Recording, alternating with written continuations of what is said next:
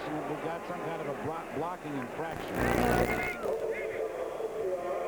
It's a holding penalty against the Ottawa Roughriders, so instead of the 43-yard line, they will start inside their 25. Referee tonight is Bud Ulrich. He marches it off, and here's his call. Holding. Ottawa number 57 on the run back. First down. Brad Fawcett, number 57, has assessed the holding penalty. And so the Ottawa Roughriders with Gilbert Renfro from Tennessee State, who quarterbacked them to that victory against Montreal last week, starting at the quarterback position. Renfro's pass is caught by Jim Reed. And this guy is going to give you that kind of running as often as you get him the ball, because Jim Reed knows only one way to run, and that's full out. Scott Burkus, number 78, who made his debut last week from Purdue University, was there to bring him down. Interesting, Pat, as you see that offensive line alignment. The center, number 63, Bill Kidd, is an import, and you don't see that in the CFL too much anymore. Scott Burkus, number 78, playing in his second game at defensive end with the Riders. Watch for him tonight. The pickup by Reed was 9 yards, so Renfro on the quarterback sneak looking to pick up the first down of the ball game, and does just that as he gets to the 35-yard line. The Ottawa offensive line averages 6'4", 270 pounds, but there you look at the linebacking core for the Saskatchewan Roughriders. Dave Albright as well, playing in his second game with the Saskatchewan Roughriders. Another USFL, former USFL player, and there's the defensive alignment in the secondary. First down, Ottawa from their 35-yard line. Renfro, under pressure, is dropped by Nick Hebler, but fortunately for Ottawa and for the Ottawa quarterback, he just got the ball away. It fell incomplete. Well, there you see one of the inadequacies of the run-and-shoot offense. He wanted to get that ball off quickly to Mark Lewis. It just wasn't there, and the lineman just can't hold the blocks long enough on that quick little rollout, and Nick Hebler took a pretty good shot at Gil Renfro. Funny with Ottawa, we've seen them a number of times this year, and they've had more starting quarterbacks. This is Renfro's chance. They've had Todd Dillon, Tom Burgess, so they just haven't had that consistency yet. And, of course, that's why they've won only 3 football games. Yep. Renfro fires. The catch is made by Reggie Butts, and Butts has dropped very close to that first down marker. You'll notice with Renfro, who came into the ball game completing 55% of his passes, he does have a terrific arm, the best arm of all the Ottawa quarterbacks. Well, there you saw he really stepped up well into the pocket, delivered off his front foot, and threw a nice strike into Reggie Butts. There you see his totals on the year. The leading touchdown receiver for the Ottawa Roughriders with 4. It is first down, Ottawa, the ball at their 50, and the toss goes to Robert Reed. And Reed, a former Saskatchewan Roughrider from Simon Fraser University, crosses the 50 and gets to about the 53-yard line for a pickup of 3. In fact, there's a lot of former Saskatchewan Roughriders on this Ottawa team, and vice versa. Robert Reed was part of that big trade last year that saw Derek Zeno, among others, go to the Saskatchewan Roughriders. Congratulations to Jack Parker, his staff, and his players for that terrific victory over BC last night. And you Edmonton fans are reminded that tomorrow the box office will be open at Commonwealth Stadium or at the Eskimo offices from 12 until 3. Renfro drops the football. Fortunately for Ottawa, they drop on it back at the 45-yard line. Rick Goltz wrapped up Gilbert Renfro, forced the fumble, but Ottawa was able to recover. There's Rick Goltz coming through nice and free, 9-year veteran from Simon Fraser. Very fortunate. Ottawa able to recover that, although Kenny Clark's going to have to commit a punt. It looked as though they might get it into field goal range. First punt of the ball game as number 8 Derek Zdeno is back for Saskatchewan, awaiting at his 20-yard line. Kenny Clark, half of the tandem that gives Ottawa the second best kicking unit in the CFL. What a punt. Zdeno is back to his 15. Derek Zdeno, who came to the CFL with the Ottawa Roughriders and now is with Saskatchewan, gets the ball very close to the Saskatchewan 25-yard line. And this is the way the Roughriders are going to line up offensively with Bernard Quarles to start the ball game. But you know that Joe Powell will be in at some time. New addition to that wide receiving core is Ron Brown, who was a 6th-round draft choice this current year by the New York Giants, was not able to make their roster. Released and signed by the Saskatchewan Roughriders as a free agent. Actually, the ball is at the 24.5-yard line. First down, Saskatchewan. The toss goes to Bobby Johnson. Johnson, the heart and soul of that running attack, is wrapped up by Ron Engelson, number 64, the right defensive tackle. Coming into the ball game, Bobby Johnson had rushed for an average of 5 yards a carry and 9 touchdowns. How about Laurie Skullroot? 13 years in the league. About half of them, 7 as a matter of fact, spent as a tight end, but still hanging in there as the left offensive tackle. Jeff Roberts back in the lineup tonight at defensive end. Of course, replacing James Curry, who we saw a few weeks ago get knocked out with that knee injury. That great hit by Conrad Holloway on a reverse. It is second down and 10 yards to go as Quarles really feathers it in there nicely to Bobby Johnson, and Johnson doesn't go down until he crosses the 50 up to the 52-yard line. Finally, Calvin Lovell, number 18, and Rick Sovieta, number 75, were there to bring him down. It's a 28-yard gain from Bernard Quarles to Bobby Johnson. Yeah, nice delivery by Bernard Quarles as well. Bobby Johnson's caught 33 passes this year, and that was a nice catch because he had that tackler coming across right in his face. He should know how to catch the football. His brother, his older brother, Ron Johnson, was with the Hamilton Ticats. Former teammate of mine. Yeah, I believe he went to the Philadelphia Eagles and is still with them. Mike McIntyre was the injured Ottawa Roughriders, so Mark Horvath, a McMaster grad, comes in, number 30, to play that safety spot.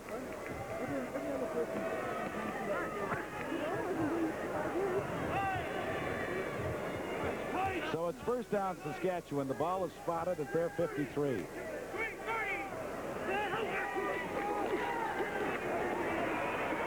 Quarles fires it into the middle and wrapped up very quickly as Denny Ferdinand as he got to midfield. Lloyd Lewis, number 76, the defensive tackle, was there to bring him down.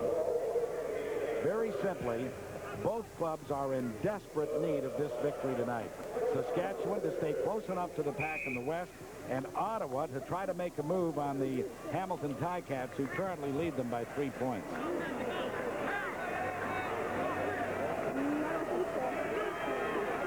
It's second down. Let's make it 8 yards to go. Saskatchewan from midfield.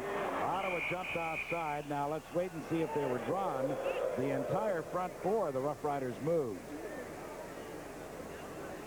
Number 76, Lloyd Lewis, was right in the backfield, and I didn't see anybody lift a hand on that Rider offensive line. I would have thought that it might have been something with the cadence, but nevertheless, Ottawa moved and are penalized for it because it is an offside penalty. Offside, Ottawa number 76, second down over. Lloyd Lewis, as Leaf pointed out, is the one who has assessed the penalty, although a number did move. So it's second down and 3 yards to go, Saskatchewan, with the ball now at the Ottawa 50. Quarles does this better than Joe Powell. He's better on his feet, and as a result, he picks up the first down for the Western Roughriders into the Ottawa 46-yard line. Bernard, coming into the ball game, had thrown 56% completions, 1 interception and 1 touchdown. So his main asset to this ball club is his ability to run. Yeah, and Ron Engelson had a hand on him in the backfield, but Bernard Quarles is a big, strong guy, and he just broke that tackle and picked up the first down. First down, Saskatchewan at the Ottawa 46. Quarles' pass is complete. And this is Mike McTagg, number 19, his 23rd reception of the year.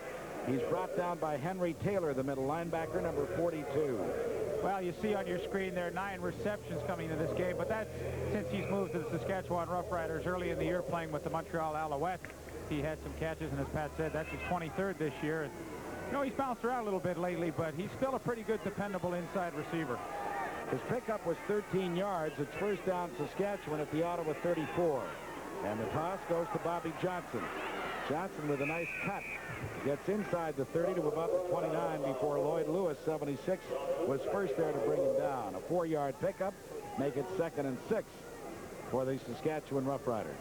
Yeah, in fact, he's tied for the league lead in total touchdowns scored. He has 10 with James Murphy, and he's been able to get that running game going, averaging 5.1 yards a carry. And anytime you're over 5 in the CFL, you know you've got a decent running game. So it's second down, 6 yards to go. Quarles looks, throws. It was very nearly picked off, but instead it is caught by Ron Brown. Brown has the first down inside the Ottawa 20-yard line. Darrell Hall went for the ball, missed it. Brown, with good concentration, was able to haul it in. Yeah, that was a good catch. He's originally from the University of Colorado, and he was a running back his senior year at Colorado, played receiver his sophomore and junior years, but in the senior year they decided to shift him to running back, but the Giants drafted him as a wide receiver, of course released, as I mentioned earlier, and now with Saskatchewan. But I would imagine when he catches the ball, he knows what to do with it if he was a running back. I would think, and I also think that I speak for football fans right across Canada in wishing James Bell, the fine Edmonton Eskimo defensive player who was injured last night, our very best. He was seriously injured, suffered damage to the spinal cord. The neurological tests today were positive. He is, however, suffering paralysis at this moment. Our prayers and our thoughts are certainly with James Bell tonight. It is first down, Saskatchewan, with the ball at the Ottawa 18. The give is to Bobby Johnson, and he could not fight off tackles led by Greg Marshall for one, Rick Sovieta and Harry Taylor, Jeff Roberts.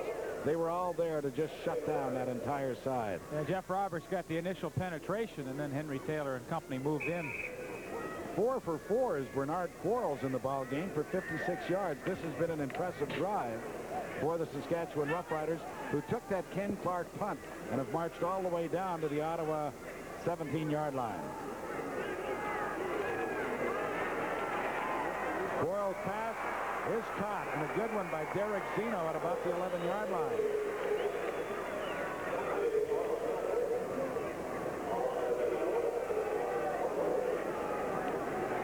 Derek Zeno in his second year last year, of course, came to the Ottawa Roughriders, traded in September to Saskatchewan. Coming into tonight, 28 catches, couple of touchdowns. Trek Songi, number 36, really does a good job coming across. That's a long way to go to cover an inside receiver. He limited the gain to about 7 yards, and so Dave Ridgway is in to try the first field goal attempt, and it is good. So, with 6 minutes and 8 seconds left to play in this opening quarter, the Saskatchewan Roughriders go up on top. Saskatchewan 3, Ottawa nothing. We'll be back in a moment. Up on the Ottawa sideline. Interesting to note that that was a 68-yard march engineered by Bernard Quarles to enable the Saskatchewan Roughriders to go up on top. As you take a look at the kickoff returners for Ottawa, number 19 is Robert Reed. Number 23 is Brad Caleb, their inside receiver from East Central Oklahoma.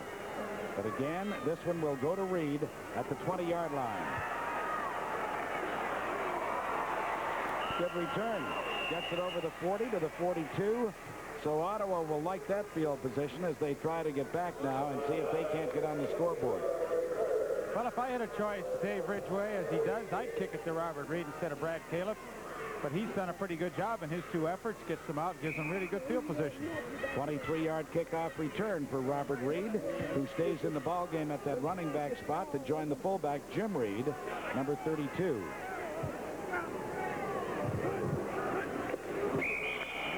Movement by the Saskatchewan Roughriders, but he was drawn offside. Gary Lewis points to the officials and says Ottawa should be called for a procedure penalty, and referee Bud Ulrich agrees. 3 penalties for Ottawa, 2 offsides and 1 procedure call. Procedure, Ottawa number 65, first down over. Roger Catalan, the 4-year veteran from Boston University, as Joe Moss, hoping to get something going here with Ottawa, feels if he can win tonight, they can put lots of pressure on Hamilton because they play the Ticats next week. Renfro looks, fires, very nearly picked off. There is a penalty marker on the field. Well, he threw it in the area of middle linebacker number 39, Dave Albright. I don't think the ball was intended to the receiver he was covering. Well, the penalty is going to be against the Saskatchewan Roughriders.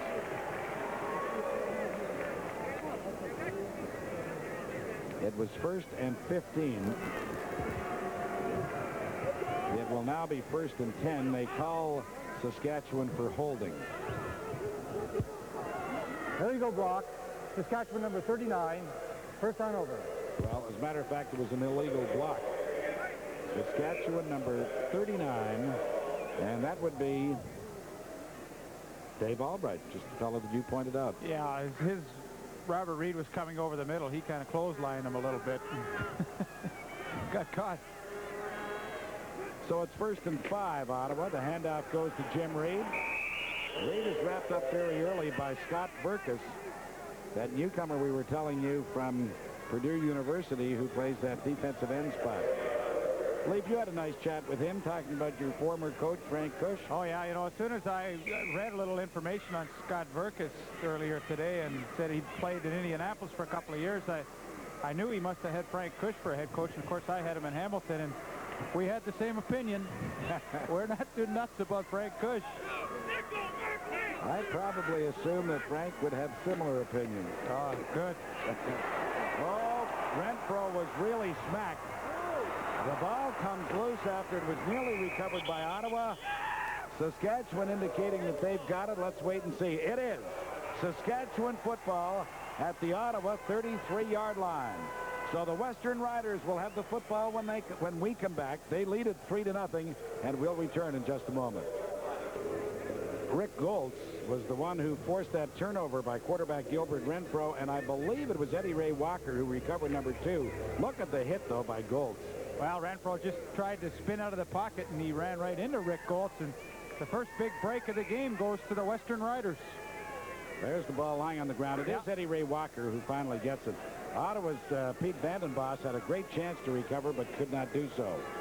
So it's 1st down. Saskatchewan, the ball at the Ottawa 33. Western Riders leading it by 3 points.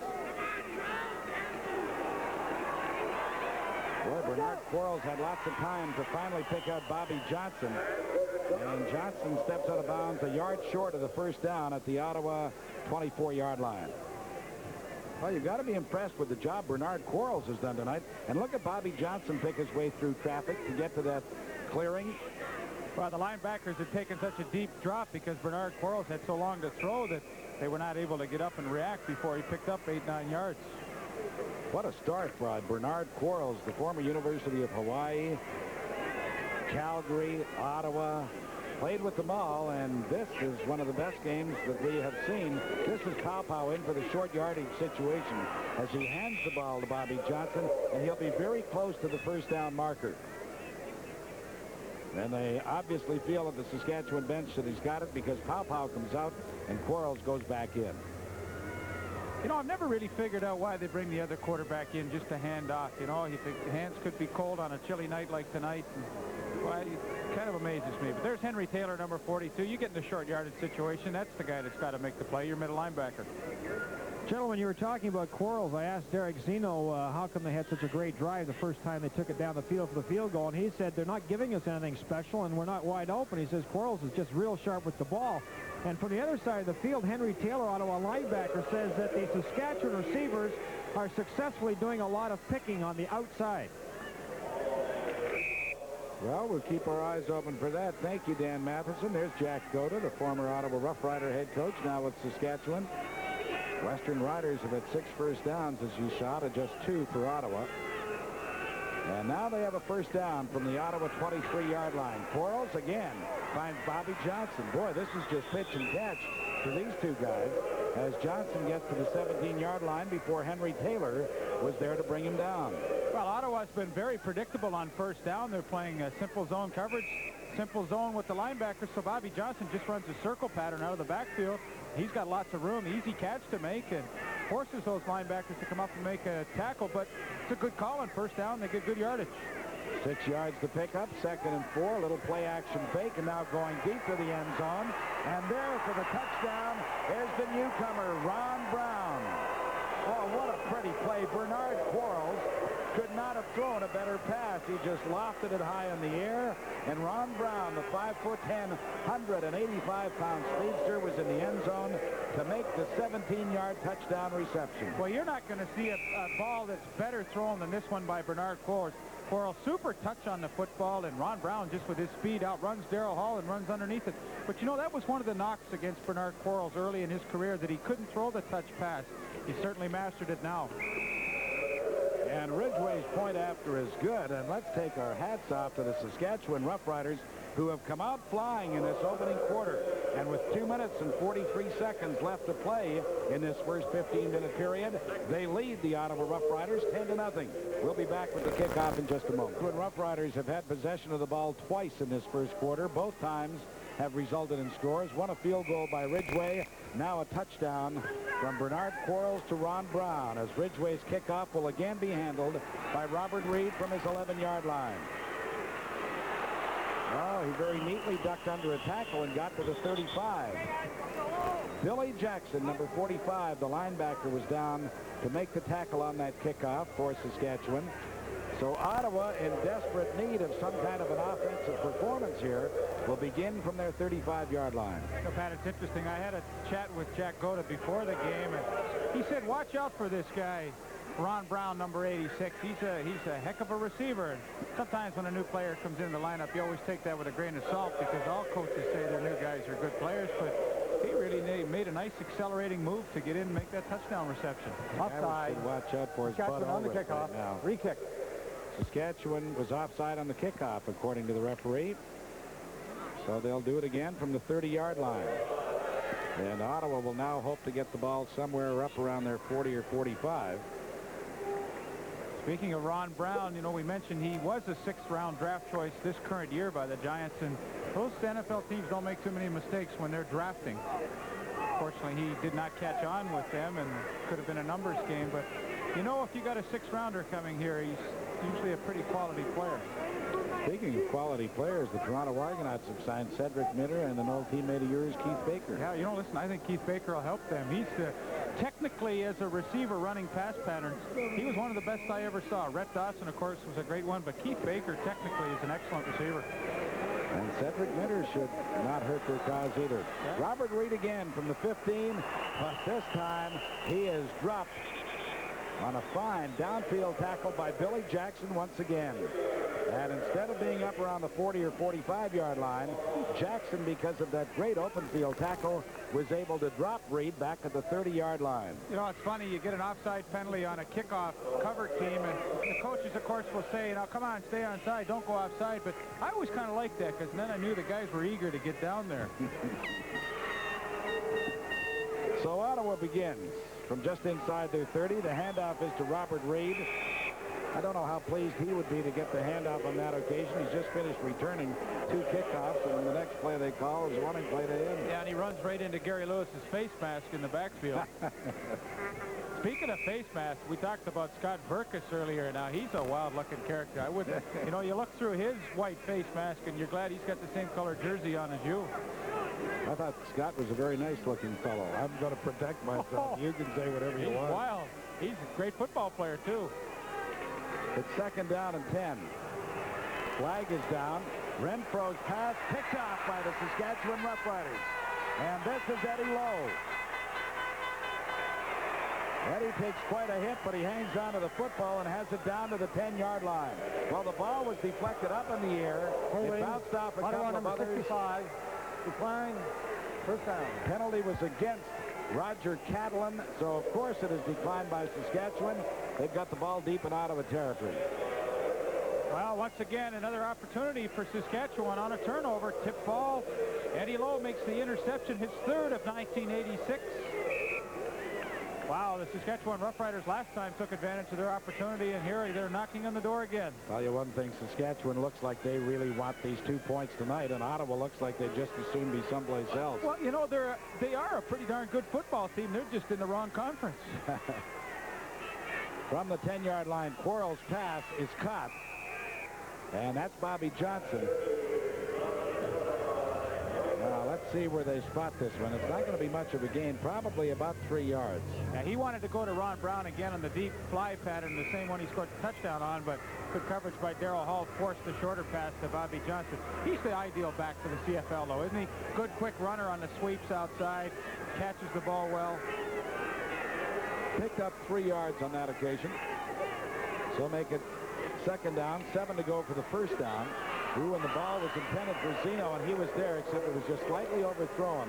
And that is the first miss tonight by quarterback Bernard Quarles, who has used 1, 2, 3, 4, 5 separate receivers in completing 9 of 10 passes. Well, Dan Matheson told you that Henry Taylor, the middle linebacker, said they were running some picks. That time it was a good pick play, except Bernard Quarles was not able to connect. So that means that Dave Ridgway will come out and try a 13.5-yard field goal. The thing that the thing the Western Roughriders are doing is every time that they get an opportunity, if they don't get the touchdown, they're at least picking up 3. As a result, they're now out in front of Ottawa by 13 points, and the Roughriders in the Eastern Conference don't look like they want any part of this group from the West tonight. Dan?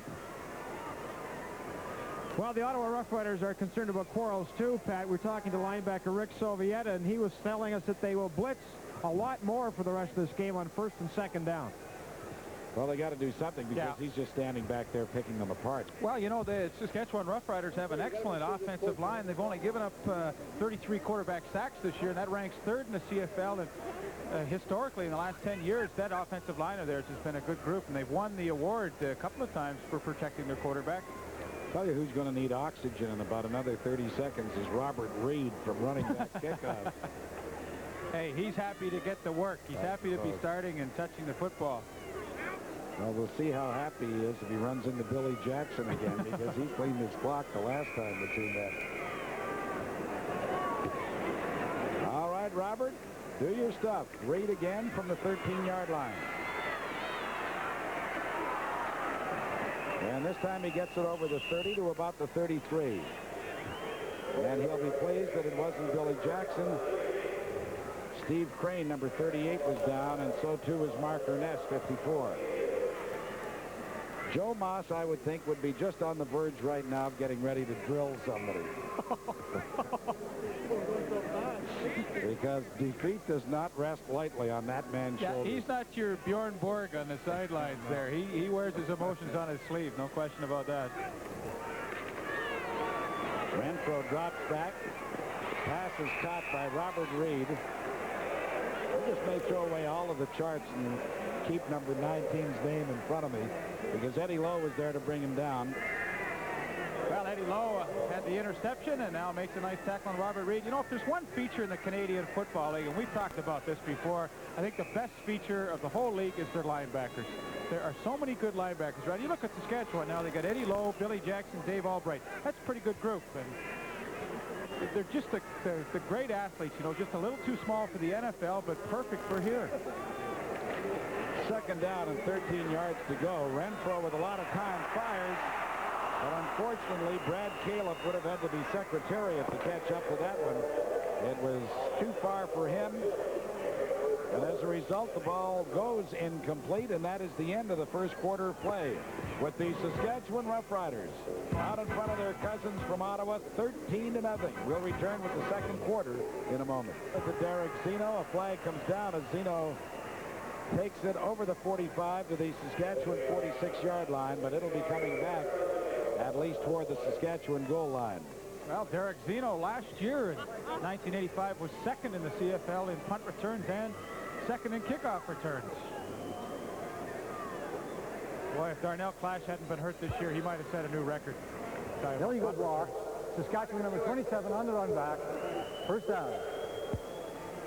Glenn Suter was called for the illegal block as we take a look at what happened statistically in that first 15 minutes of play.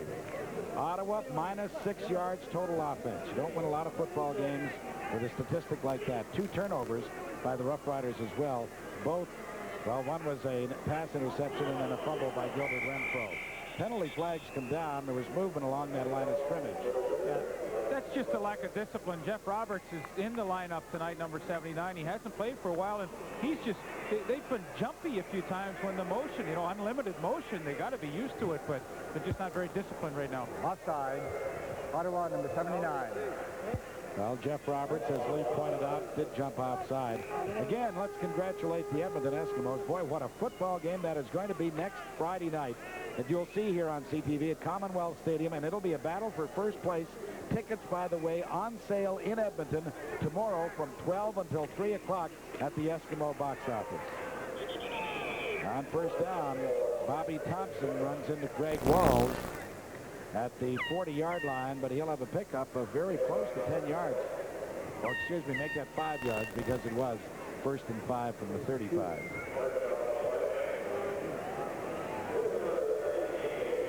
I mean, could you have believed that Edmonton would win a game in BC Place as decisively as they did? 32-3 the final score before a huge crowd. How disappointed those Lion fans must have been. You know, I'll tell you, the teams around the league I think will be pretty happy about that Edmonton victory last night, because the word I get in talking to a lot of the players and other people is they've kind of had enough of BC. They feel they're a pretty cocky group, and I'm sure around the league they were happy to see them get knocked off last night. Boy, I'll tell you, though, what a record Coach Don Matthews has had since moving there from the Edmonton Eskimos. And let me tell you, the fact that they lost last week doesn't assure anything this coming Friday. No. Because the Lions will always be tough in every game they're in. Well, I like the way they are able to build for the future. Joe Powell at quarterback coughs up the football, but they will rule he was down at the 25-yard line. Craig Walls, the newcomer from Indiana University, records his 2nd sack of his CFL career in this, his 2nd game. Yeah, another refugee from the United States Football League, and that's his 2nd sack since joining the Ottawa Roughriders, and a pretty important one because Ottawa needed something good to happen to them right now. They seem to be just going through the motions, and that might be the play that gets them a little fired up. I wouldn't be surprised to see a quarterback can change too. Gil Renfrew just hasn't been able to get anything going. First punt of the ball game for Stan Gelbaugh. It's an end-over-end kick that Reggie Butts will handle at his 38-yard line, and now he's back inside the 35 and is finally forced out by number 24, Joe Fuller. So Ottawa, instead of starting over their 40, are back at their 35, and they'll have the football when we return. Saskatchewan leads Ottawa 13-9. Head coach Jack Goda, and just moments ago, his assistant coach George Brancato was there. And it seems strange to see them on the Saskatchewan sidelines because they both were head coaches for a number of years here with the Ottawa Roughriders. Right now, Ottawa trying desperately to get some offense going. Look at the comparison. Actually, those percentages should be reversed. Quarles is 90% and Renfro is 50%. And Renfro going deep, looking for Mark Lewis. Got his hands on the football, but he couldn't hang on. Funny, a friend of mine, Don Romani, who's a columnist with the Ottawa Herald, was telling me he was talking to head coach Frank Clare this week, and Frank feels the biggest difference in football today is the receivers don't catch. Well, I mean, that's quite a comment to make, but I think, you know, Frank Clare might feel that today the emphasis is so strictly on speed that a lot of good receivers that maybe have good moves and good hands are simply overlooked because they don't have that 4.4 speed there. That's a very astute observation. I think you're probably right. They'll overlook the guy's hands in order to go for the speed. Renfro's pass, boy, I mean, it was like a howitzer. It came in there so fast. Maybe that's why some wide receivers don't catch the football. Mark Lewis just, I mean, he couldn't have got his hands together if he'd been a robot. Well, you know, Pat, though, in all fairness to Gil Renfrew, when I was a wide receiver coming across the middle, I wanted that ball to be thrown as hard as he could. I wanted to get it as quickly as possible because you're getting in a heavy traffic area. You don't want to be catching a floater. Well, there's only one thing, though. You played with guys like Ronnie Lancaster and Dave Marler. I mean, if you'd played with Gil Renfrew, you wouldn't have a finger that didn't look like... Dave Marler could throw the football. Yeah. Could he throw it as hard as Gilbert Renfrew? I don't know. I know Ronnie could. I was just going to say Ronnie could. Clements couldn't. This is Derek Zeno, and Zeno is over the 35 to the 36-yard line. And Saskatchewan will have the ball when we come back. They lead it 13-0 with 12:18 left in the second quarter. There's George Brancato. Georgie, of course, used to be famous for chewing ice cubes on the sidelines, but he doesn't have the same pressures now as an assistant coach. And, of course, Georgie's got a good deal. He's still being paid by the Ottawa Roughriders. And since he's not a head coach, and that was part of his deal, he could sign on with another club as an assistant coach, so he's grabbing 2 salaries. That's I think this is deal. the last year that arrangement continues, isn't it? Yeah, it is. From the 36-yard line, it is first down for Saskatchewan. And on the handoff, Danny Ferdinand gets out over the 40 to the 41 before Ron Engelson, number 64, another Simon Fraser grad, was there to bring him down. Pat, we've got a bit of a scoop for you down here in the sidelines. Pat, Nick Hebler is guaranteed that the Saskatchewan Roughriders are going to the playoffs this year. He said they will beat out Calgary. How's that for prediction? Well, let me offer you some advice. Don't argue with Nick Hebler.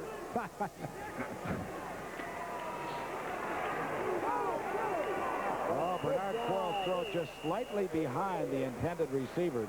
And as a result, Ron Brown wasn't able to bring it down, but Darrell Hall was able to bring him down. You know what, though? Ron Brown did a nice job, though. When he went up in the air, he extended his hands out as far as he could to try and take the ball as quickly as possible. You know, a lot of receivers will let that thing come into their body, and you'll lose that fraction of a second. He wasn't able to make the catch, but technically that's the right thing to do.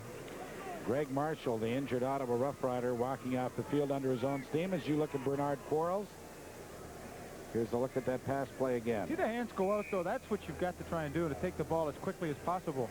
But, you know, Nick Hebler's statement about making the playoffs, of course, with the new playoff format this year, there is some incentive for teams like Saskatchewan who find themselves a little better than the halfway point of the season in last place. They still have a shot. Absolutely. With a victory tonight, they can move to within 1 point of Calgary. This is Reggie Butts. And Butts, who is the Ottawa wide receiver and punt returner, doesn't get much after a 32-yard point. He just returns it 2 yards. Mark Ernest was down quickly, number 54. Rough Riders will be at home to the Calgary Stampeders next Sunday. But before we talk about that, let me remind you that the 34th annual Rough Rider dinner will take place Friday night at the Regina Center of the Arts. Art Donovan, the former Baltimore Colt defensive lineman, whom they tell me is a very funny after-dinner speaker, will be the speaker at the $250 a plate event. It's next Friday night. If you haven't got your tickets yet, there's still some available. Renfro with a good pass. A penalty marker is down. Florindo Grilli was there to make the reception for Ottawa, but let's see what the penalty marker is about. Holding Ottawa. You know, you talk about the Rough Rider dinner. When I played, started in 1974 as a player with them, it was the $100 a plate dinner. 12 years later, it's the $250 a plate dinner. I think the first one was $10. Ottawa number 53, first on over. You probably went. No, but you know, I'll tell you why I'm enthused about seeing this 1951 Ottawa team, which has reunited here in Ottawa for their 35th anniversary. That was the first Grey Cup game I ever went to, and it was held at Varsity Stadium. I can tell you exactly where I sat in the stadium. Are you going and to? Strangely enough, they defeated the club that was then called the Regina Rough Riders. Little Utah shovel pass goes to Robert Reed, and Reed is out to the 44-yard line. That was a nice-looking play by the Ottawa Rough Riders. They really need a spark at this point to get something going.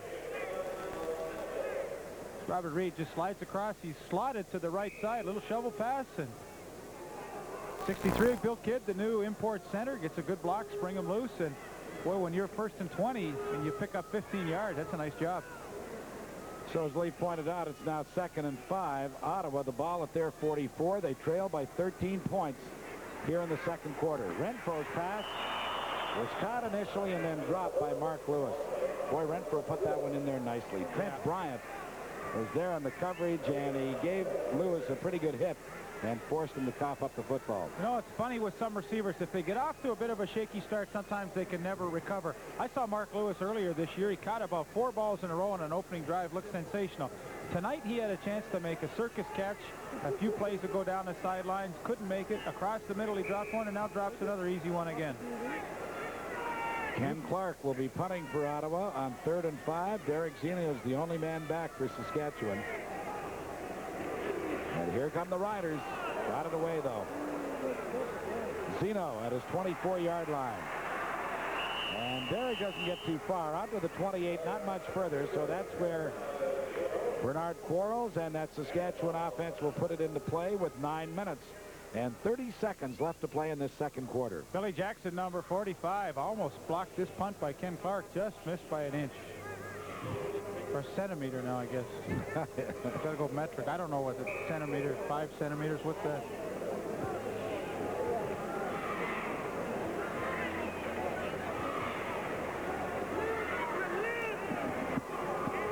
So there are the numbers on Bernard Quarles. You can see how impressive he has been tonight. This time he fires it down the middle. Oh, Oh, what an almost unbelievable catch was made by number 88, Tony Dennis. He almost caught it on the way down, but unfortunately he couldn't squeeze it. Well, Bernard Quarles really got away with something here. Yeah. He was late delivering this football in, and had Mike McIntyre, number 39, broken on the ball just a little sooner, he could have had the interception. This is one he got away with. Boy, Tony Dennis almost made a circus job, though, didn't he? It was a close one. 2nd and 10. Saskatchewan at their own 28. Flag is down. Bernard is 2 at the 41. That would be a first down, but you got to know it's holding against Saskatchewan.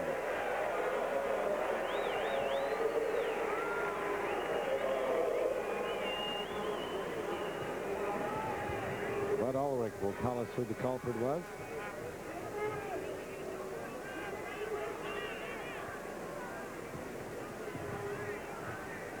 That's a killer for Saskatchewan, because now instead of having a first down up over their 40. Holding. Saskatchewan number 51. 2nd down over. That's the newcomer Jeff Inglis, formerly of the Toronto Argonauts, who was traded to Saskatchewan this week for Gary Moten.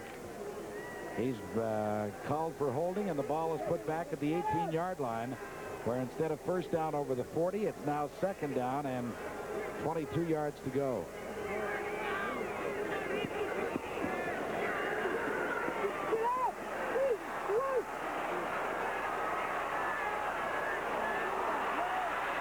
Is that not a terrific run or terrible defense or something when the Saskatchewan quarterback is able to run for more than 20 yards? As a matter of fact, credit Bernard Quarles with a 26-yard gallop. Well, he's 6'2", 210 pounds, and we know he's a good runner, but, you know, 2nd and long, Ottawa's playing conservative, sitting back in his own defense, only rushing 4 guys. The linebackers turn their heads, and they run deep back into a 15 to 18-yard drop zone. So by the time Bernard gets ahead of steam, he's a tough guy to bring down. I think it's lousy defense myself. Yeah, I do too. You got to play a little more pressure defense than that. It's first down, Saskatchewan now from their 44. And this time Bernard has dropped probably a yard back in the line of scrimmage. Ron Engelson, who has been active tonight, was in on that tackle along with Greg Marshall. Well, these guys in the front 4, you see Ron Engelson, number 76, Lloyd Lewis, Greg Marshall, Jeff Roberts. They've got to get some pressure on Bernard Quarles. Dan Matheson told us earlier that they might blitz a little more. As yet, we've not seen that. 7 minutes and 10 seconds left to play in this second quarter. Saskatchewan leads the football game 13-0 and have a 2nd and 12 from their 42-yard line. Quarles floats this up, looking for Ron Brown, and the pass falls incomplete. Yeah, it's tough to beat a zone deep. Once again, 2nd and long, Ottawa in a deep zone coverage. Darryl Hall's first responsibility in that kind of a coverage is not to let anything get behind him. No way Ron Brown was going to beat that zone. Well, there they are. You see Darryl Hall. He's in great position to play this football. Sees it all the way, and there's no way he can complete a pass. Good defense there. Very conservative, though. Stan Gelbaugh, who is listed on the depth chart as the 3rd team quarterback, will stand back to punt now for Saskatchewan.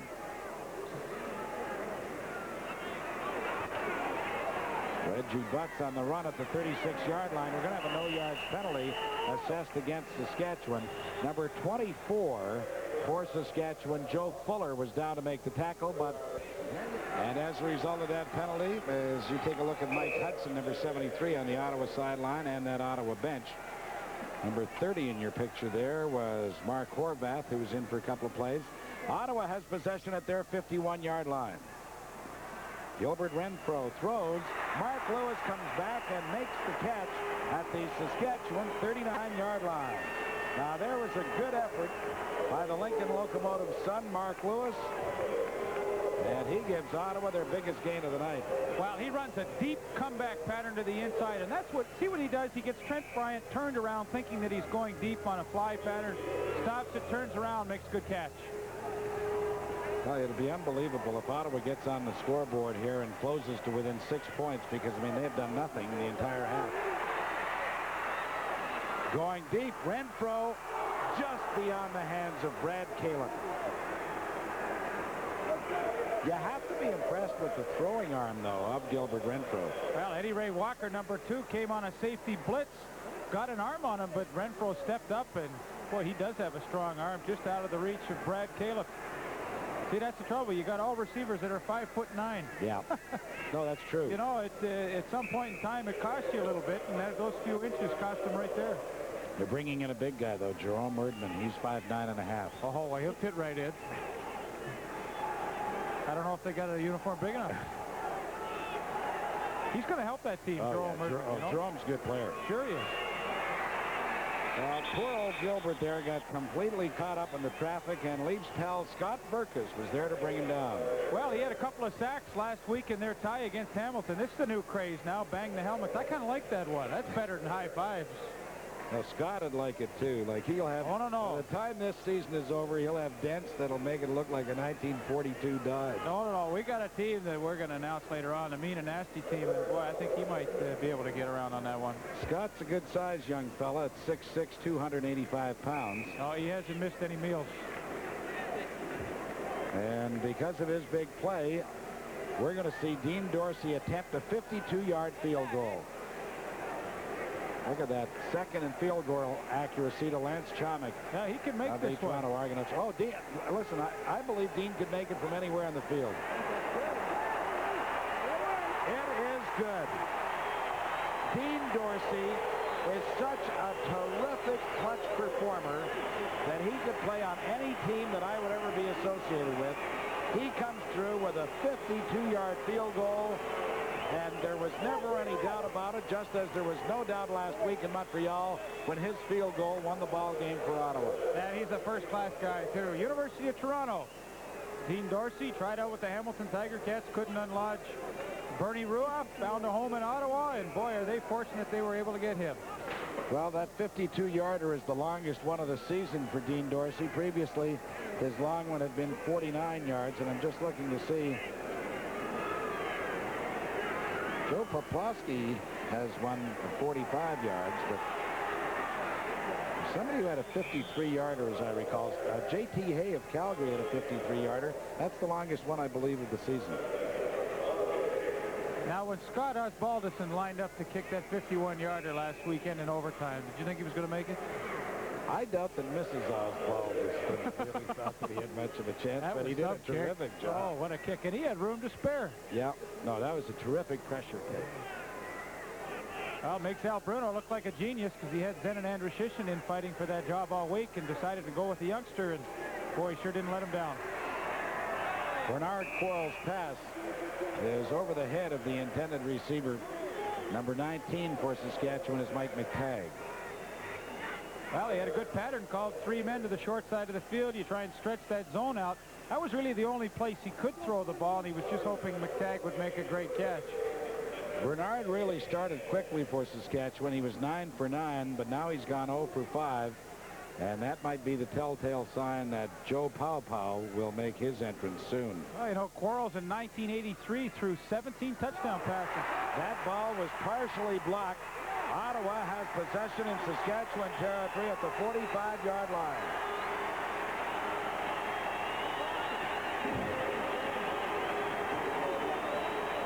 Michel Bourgeau, number 83, got his hands on the football. And let's take a look at it. He just comes right up the middle. Whoa, what an effort to get that hand out. I believe number 14, Dennis Clay, will finally come up with the recovery there off the block punt. Well, once again, Ottawa's got another break. Well, they capitalized on their last opportunity, picked up 3 points to narrow the gap to 10.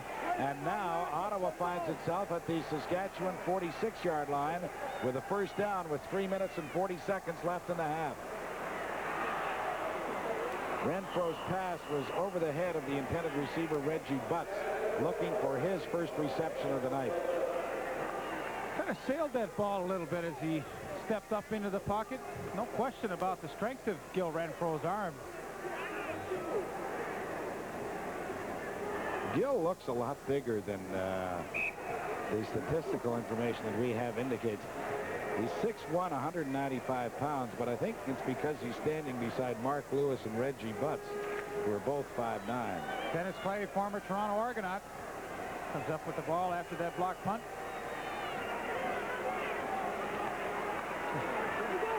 Renfro looks. The pass is caught by Brad Caleb. He's inside the 20. And he's inside the 5-yard line. Brad Caleb from East Central Oklahoma University with his 14th pass reception of this season. Does not have a touchdown yet and came within 3 yards of getting his first. A look at the play that appears to have put Ottawa back in this football game. Gilbert Renfro to Brad Caleb, and then he just does a little spin-a-rama there. Gets inside Joe Fuller. Nice block by Mark Lewis on number 17, Trent Bryant, to spring him a little farther. First and touchdown to go. Ottawa, the ball at the Saskatchewan 3. The give is to Robert Reid for the major score.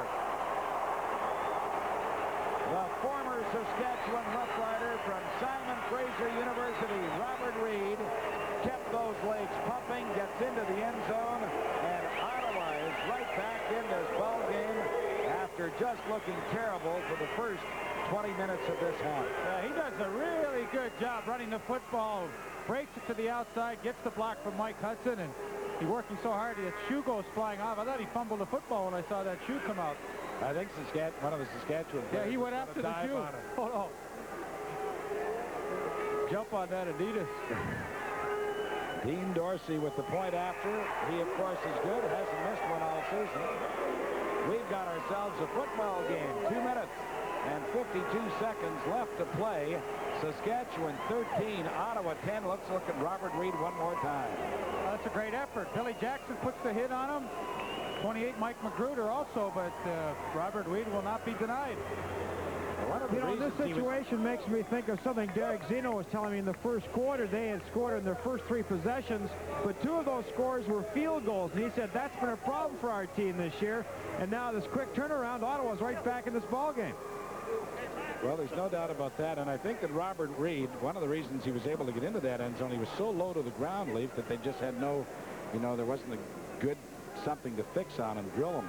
Well, it's a nice luxury for Joe Moss. You always hope if you're going to go with 2 Canadian running backs that you get some production in that area. Edmonton Eskimos certainly were able to do that earlier in the year with Chris Skinner and Milson Jones. Skinner now injured, but it's great to see Robert Reid get the opportunity to play and take advantage of it. Dean Dorsey is set, so is Joe Fuller and Derek Zeno. They're standing inside the Saskatchewan 15. This will be Zeno at his 11-yard line.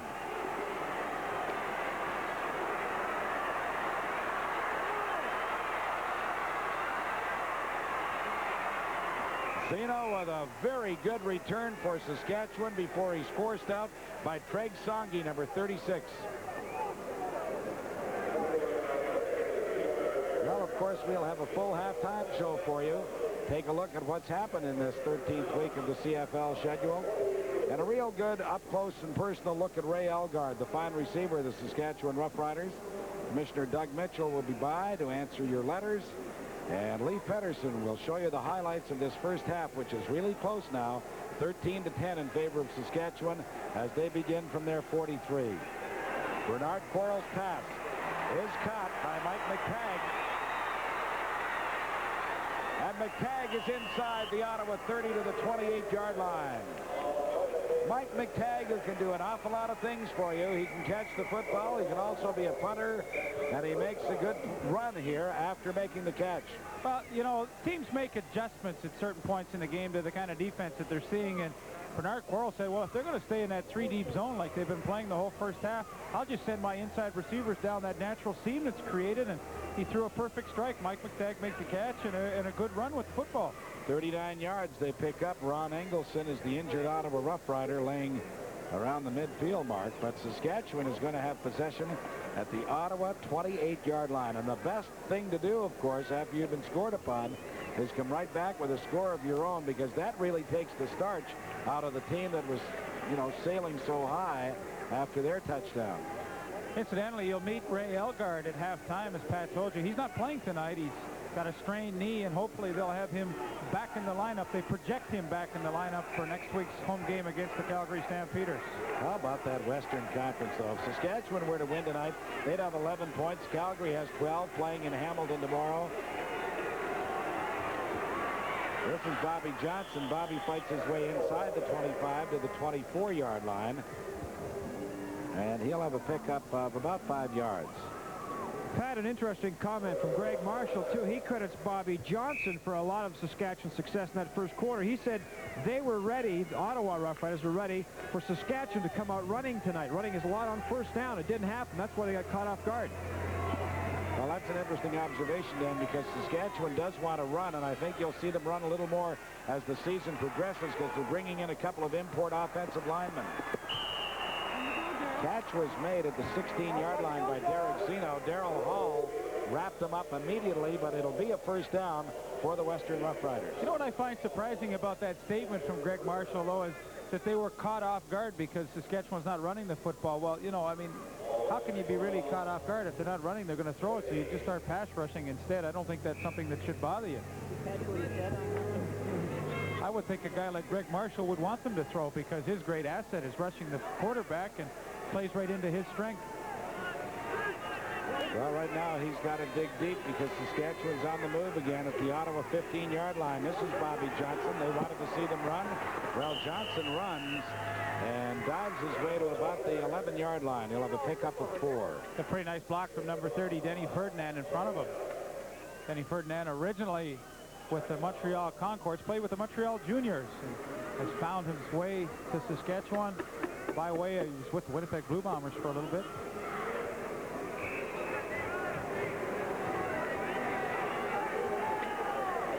Pickup was 4. It's second down and 6. Saskatchewan. The ball is at the Ottawa 11.5-yard line. 1:35 left to play in this second quarter. Quarles fires over the middle, complete to Zeno. He has the first down. He's inside the 5-yard line to about the 2. Mike McIntyre prevented him from getting into the end zone. That's an extremely tough pass pattern for a defensive back to cover. They bring Zeno in motion, and he runs as fast as he can straight across the field. Now, number 36, Treg Songy's got to try and cover him. That's a tough job. What a terrific drive this has been by the Saskatchewan Roughriders. They have moved it all the way from receiving the kickoff down to the Ottawa 2-yard line, and there was a look at assistant Ottawa coach Ted Heath. And he's the defensive coordinator, so he has to be a little concerned. The handoff goes to Bobby Johnson. Touchdown, Saskatchewan.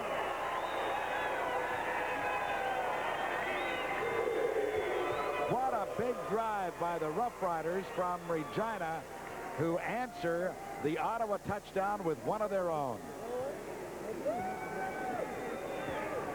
Well, nothing fancy about that. Just follow on the right side. Jeff Inglis, Scott Riddle, guard and tackle on that right side, and Bobby Johnson follows them into the end zone for his 11th touchdown of 1986.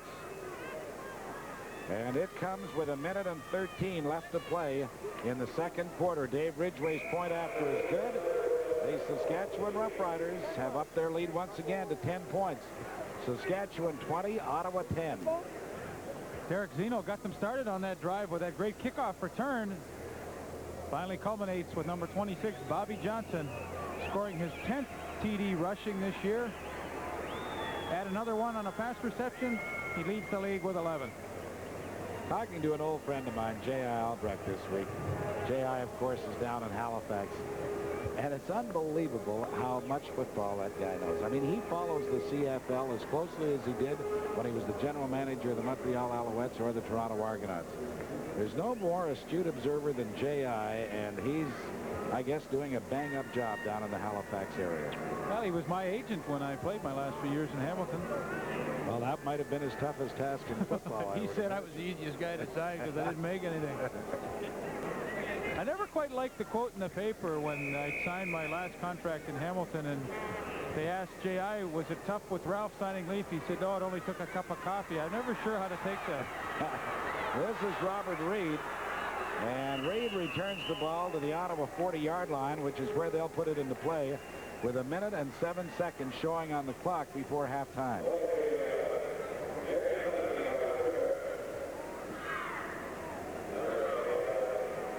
Yeah, it's nice for Robert Reed to get that touchdown, too. You know, I don't care what any player says. It's always nice to get it against the team that trades you away. You know, you may say, well, this is just any other game. Don't believe it. They like to say, you guys made a mistake in trading me. Funny, I was thinking the same thing about Derek Zeno, because that had to delight him with the way he's performed tonight. Renfro, well, he looked and looked, and by the time he finished looking, on top of him was Nick Hebler, and the Ottawa quarterback is sacked back at the 31-yard line. They're actually going to spot it at the 33. Let's take a I like that headbutt that they do after they make the sack. Here comes 99, and he gets in there quite easily, and Gil Renfrew had no chance to get the pass off. Nick's really having a lot of fun in Regina. I ran into him outside the hotel last night. He said, yeah, he really enjoys playing there, and he said, I'll tell you one thing, we've got a good football team. That's the 4th sack tonight of the Ottawa quarterback.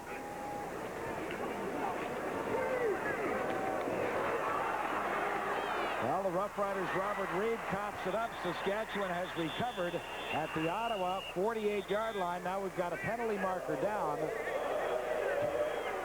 And with 38 seconds, this will enable Saskatchewan to put more points on the board.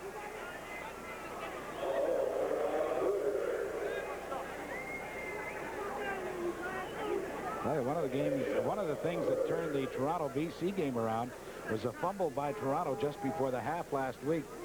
And remember when J.C. Watts... The great catch by Mervyn Fernandez with the touchdown just before the half. That really deflated the Argos. Boy, it's so true. You hate like heck to give up a turnover right before the half, and it was a well-executed screen pass, good blocking out in front, but the ball just stripped loose from Robert Reed, and there was number 28, Mike Magruder, to make the recovery. Now watch this. A little roughing penalty tacked on. The Western Roughriders are going to love it. They're going to be down at the Ottawa 33-yard line. And credits middle linebacker Dave Albright with stripping that ball loose. Major foul. Unnecessary roughness. Ottawa number 63. First down. Well, that's the newcomer Bill Kidd, the import offensive center. And the only reason why we keep referring to him as the import offensive center is just become so unusual to see an import player play in that offensive group. So on first down, Bernard Quarles throws the screen pass. Conrad down to the 20-yard line. David Conrad takes the screen for the first down, and that brings the clock down to 30 seconds, but it's a 13-yard pickup for number 37, David Conrad. First down, Saskatchewan from the Ottawa 20. Penalty marker is down. We're going to have a holding penalty against Saskatchewan as Bernard Quarles got inside the 20 to the 19. Jeff Roberts made the tackle, but Laurie Skolrud will probably be called for holding. Let's wait and see.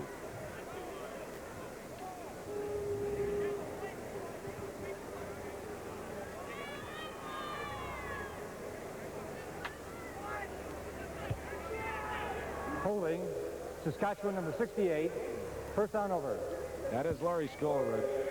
So it moves the Western Roughriders back to the Ottawa 29-yard line. Make it first down and 20 from that point with 21 seconds showing on the clock. Saskatchewan out in front of Ottawa by 10, 20-10.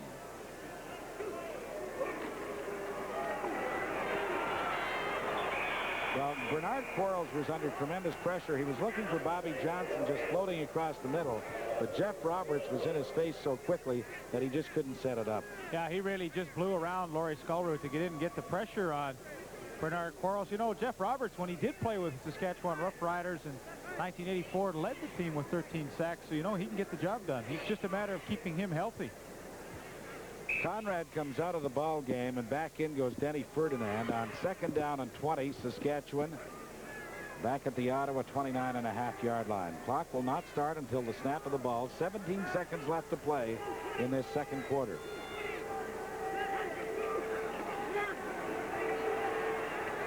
Over the middle to Bobby Johnson, but that's going to leave them well short of the first down at the 19-yard line.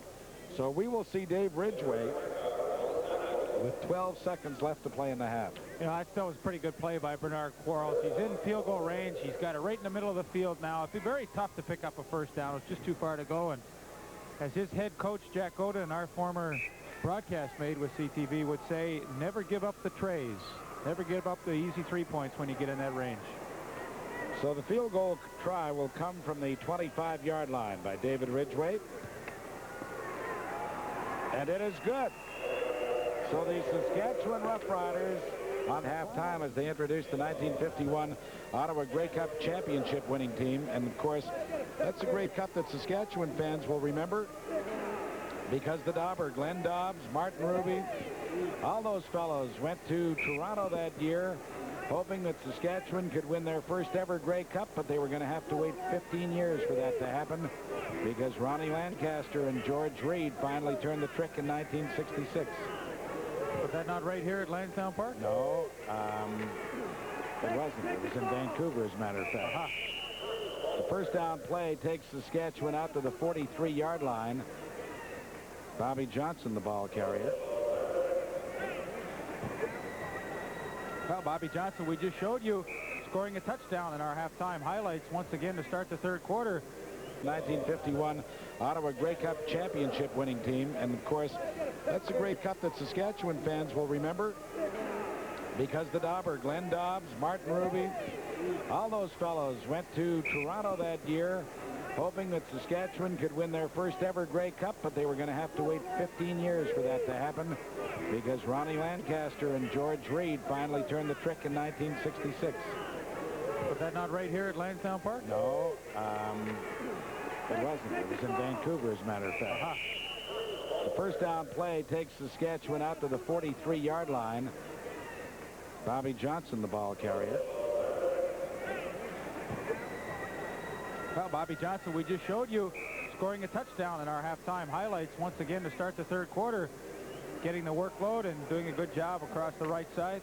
Boy, anytime you can get that kind of yardage on first down, 8 yards on the running play, you're in great shape. Now Bernard Quarles has all kinds of liberties that work play to call. On second down and 2, the handoff goes to Denny Ferdinand, and he should have the first down because he appeared to cross that 45-yard line. Craig Walls, number 60, was there to make the tackle. Well, I would have liked to have been a fly on the wall in that Ottawa dressing room at halftime because I would think that Joe Moss would have had something to say to his troops. Well, the only thing I'm really disappointed in Ottawa defensively tonight is there's really been no imagination, no trying to blitz and pressure the quarterback. There's really been no stunts by the front four, the defensive linemen, some twisting. They just played it so basic. It is first down. A penalty marker is down as Bobby Johnson gets to the outside. And with a good little move, he crosses midfield into Ottawa territory at the 53-yard line. And it'll be close to a first down. Yeah, I'm sure they'll decline the penalty. Bobby Johnson really running hard when he gets to the outside. He's got the good speed, good acceleration, and tried to split those tacklers as they teach all the running backs to do. Split them, don't try and go around them.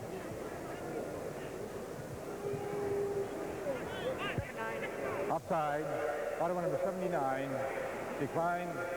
First down. Jeff Roberts was offside. It is a first down for Bobby Johnson and the Saskatchewan Roughriders. Second time, Jeff Roberts. He gets a little edgy when they get ready to snap the ball, and I don't think Bernard Quarles is changing his voice in the cadence. That sometimes can draw the people off. I think Jeff Roberts just a little overeager. First down, Saskatchewan at the Ottawa 53. Ottawa again jumped offside. And this is Bobby Johnson. Late. 3 of them moved that time. There's got to be something. You know what? I was just going to say that time I heard Quarles really give a little emphasis on the second hut, and he got 3 of them to move. Well, again, the penalty is going to be against Ottawa. You know, a lot of the defensive players will complain to head referee Bud Ulrich that he's doing it on purpose, so the officials are at liberty to call the quarterback for trying to induce the defense to go offside, but as yet, really, Bernard Quarles has not been flagrant doing it. Offside. Ottawa number 79. First down over. It's his third. Yeah, Jeff Roberts again. So the penalty is 5 yards. The ball is moved up to the Ottawa 48-yard line. It is 1st and 5, Saskatchewan. And this is Denny Ferdinand. And Ferdinand with an excellent run fumbles the ball out of bounds as he gets to the Ottawa 28-yard line. Mike McIntyre finally made the stop as you see Denny Ferdinand getting up and limping a little bit in doing so. Watch the left side of your screen. Number 68, Laurie Skullroot, just throws a super block on 66, Greg Marshall. He pins him to the inside, and that allows Denny Ferdinand the room to operate at the outside, and a nice run. 20 yards, the pickup by Denny Ferdinand. Yeah, nice cut there, too. Good block from number 88, Tony Dennis. First down, Saskatchewan. The ball at the Ottawa 28-yard line. This again is Bobby Johnson. Well, Bobby, instead of trying to string it out and get to the outside, cut it back in at the 25, and as a result, only managed to pick up 3 yards.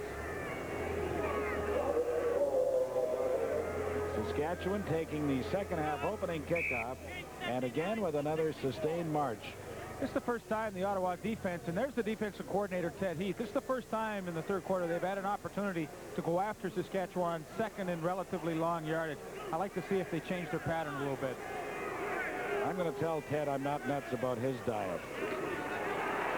On second down, Jeff Roberts maybe has made up for those offside penalties because he just flew through there to drop Bernard Quarles back at the 32-yard line. Well, that's a big play, and they did change their pattern that time. Rick Sovieta, number 75, was coming on the blitz. So was Henry Taylor. That freed up Jeff Roberts. They got the sack, and boy, they needed a big play on defense, and they finally got one. But you have to change the pattern every once in a while and give Ted Heath the credit for changing it. Dave Ridgway comes onto the field. He'll try another field goal, this one from 40 yards out.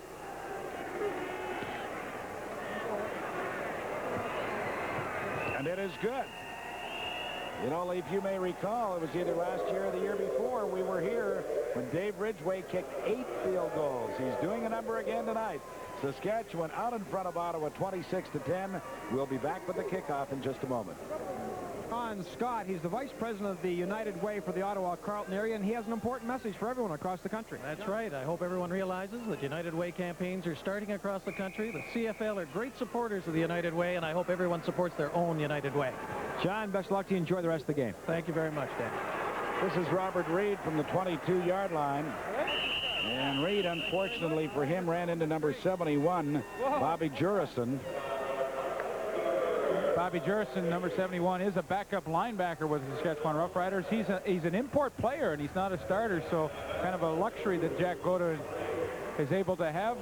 We talked today about he's thinking of bringing in some import offensive linemen, and that could be the one area that they can get away with it because Bobby Jurison is a backup, and he is playing as an import. Gil Renfro will continue to be the Ottawa quarterback as they begin from their 38-yard line. Renfro's pass too low. He was looking for Reggie Butts, his wide receiver, number 29, who is also a former USFL player. You know, in a young quarterback, you look for his mechanics, and that time, most of the night, his mechanics have been very good, but that time Gil Renfro just threw off the back foot on the rollout, and when you do that, you just can't get enough mustard on the football, and that ball was short. Leif, I had a chance to have a quick chat with Eddie Ray Walker just before the half got underway, and he said they expect Ottawa in this half to come out with a lot of short passes and the odd deep one just to get the short one so they can get their offense rolling. Well, I think that's a good thing to expect. Oh, very nearly a sensational catch by Brad Caleb. Ottawa fans on that side of the field not too happy. They felt Caleb had the ball sufficiently long to make the catch, but I agree with the official. Well, it sure was a great effort. Well, that's the third time tonight he's been in behind that Saskatchewan secondary, that time against Joe Fuller, number 24. And really, I think, it looked a lot tougher a catch from when we first saw it than when the replay shows. I think he should have had that ball. But because he didn't, Ken Clark is back punting again. You can see that he's had a 48-yard average tonight. And Derek Zeno on this occasion moves up to his 28 to field it. And gets over the 35 to about the 38-yard line, which is where Saskatchewan will put it into play when we come back. Saskatchewan with a 16-point lead over Ottawa. 10-11 to play in the third quarter. We'll be back in a moment.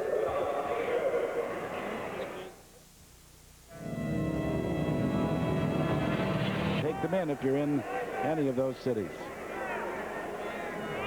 It is first down, Saskatchewan, the ball at their 38-yard line, and the Western Roughriders with a comfortable 16-point lead.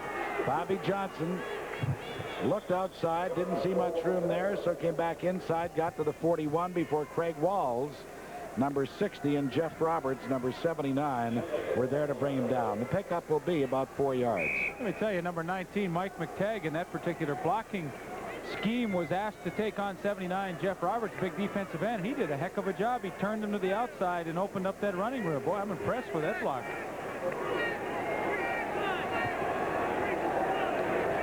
So on 2nd and 6, Saskatchewan playing it very conservatively. They've done nothing but run until that particular play.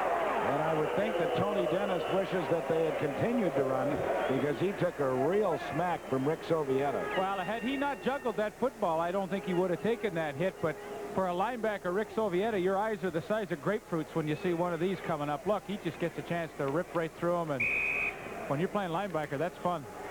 Tony Dennis is saying, isn't it just my luck? All they do is run the football until Rick Sovieta gets me in his sights. Oh, but in all fairness, if he'd made the catch originally the way he should have, he wouldn't have taken that hit. Stan Gelbaugh's punt, very short. There's a penalty marker on the field as Reggie Butts gathers this in and gets to his 45-yard line. Gelbaugh has had nothing but problems tonight. He looks like he's punting with his knee. I mean, the ball has been going absolutely nowhere. A 26-yard boot. He's averaged 29 yards tonight, which won't delight Jack Goda, I wouldn't think. Well, they have Mike McTagg on the roster, of course, who performed those duties for the Calgary Stampeders and the Montreal Concords. Holding Saskatchewan 71. Decline. First down. Oh, boy, what a football game we've got for you Friday night. Dale Isaac and all the guys, Frank Rigney, Al McCann, they'll all be there in Edmonton to bring you what some people might classify as the game of the year. The BC Lions will be in Edmonton trying to avenge that humiliating defeat last night in BC Place. And a reminder again to you Edmonton fans, the Edmonton ticket office is open tomorrow from 12 until 3. I suggest you hustle down there because that's going to be a big crowd. Robert Reed is tackled behind the line of scrimmage by number 39, Dave Albright, the middle linebacker. Dave Albright, what a great size. He is 6'3", 235 pounds, and he really knifes through nicely to make that play. He's another USFL product, played with Memphis, and second-year pro, San Jose State is where he attended university. Do you know the way to San Jose by any chance? Sure. I can tell you the way. 2nd and 10. Pass. Well, Brad Caleb had it hit him on his shoulder pads and bounce off. And Joe Moss is saying does nobody know how to catch the football here. You have to feel sorry for Gilbert Renfro, too, because he's thrown some good passes tonight and simply has had no luck with his receivers hanging onto the football. I mean, you can't throw the ball any better than that, and Caleb coughed it up. The last long one on the corner pattern to Caleb was a perfect strike, so the statistics will not show the performance of Gil Renfro at all. Ken Clark again back to punt with 8 minutes left in this third quarter. This one's in orbit. Well, Derek Zeno was hoping that the ball would go into the end zone. It does not. The 65-yard boot by Ken Clark has Saskatchewan pinned inside their 5-yard line. That's a great job by Kenny Clark. When you get that ball to turn over, sometimes it'll bounce straight up in the air, and that's what happened. Wide World of Sports next Saturday. There's the lineup. Tune it in on the CTV station in your area. Our own Dan Matheson will be commentating on the Texaco Mile. I thought you were going to say Australian rules football. Well, he could do that, too. First down from their own 3-yard line. Bernard is going to put it up.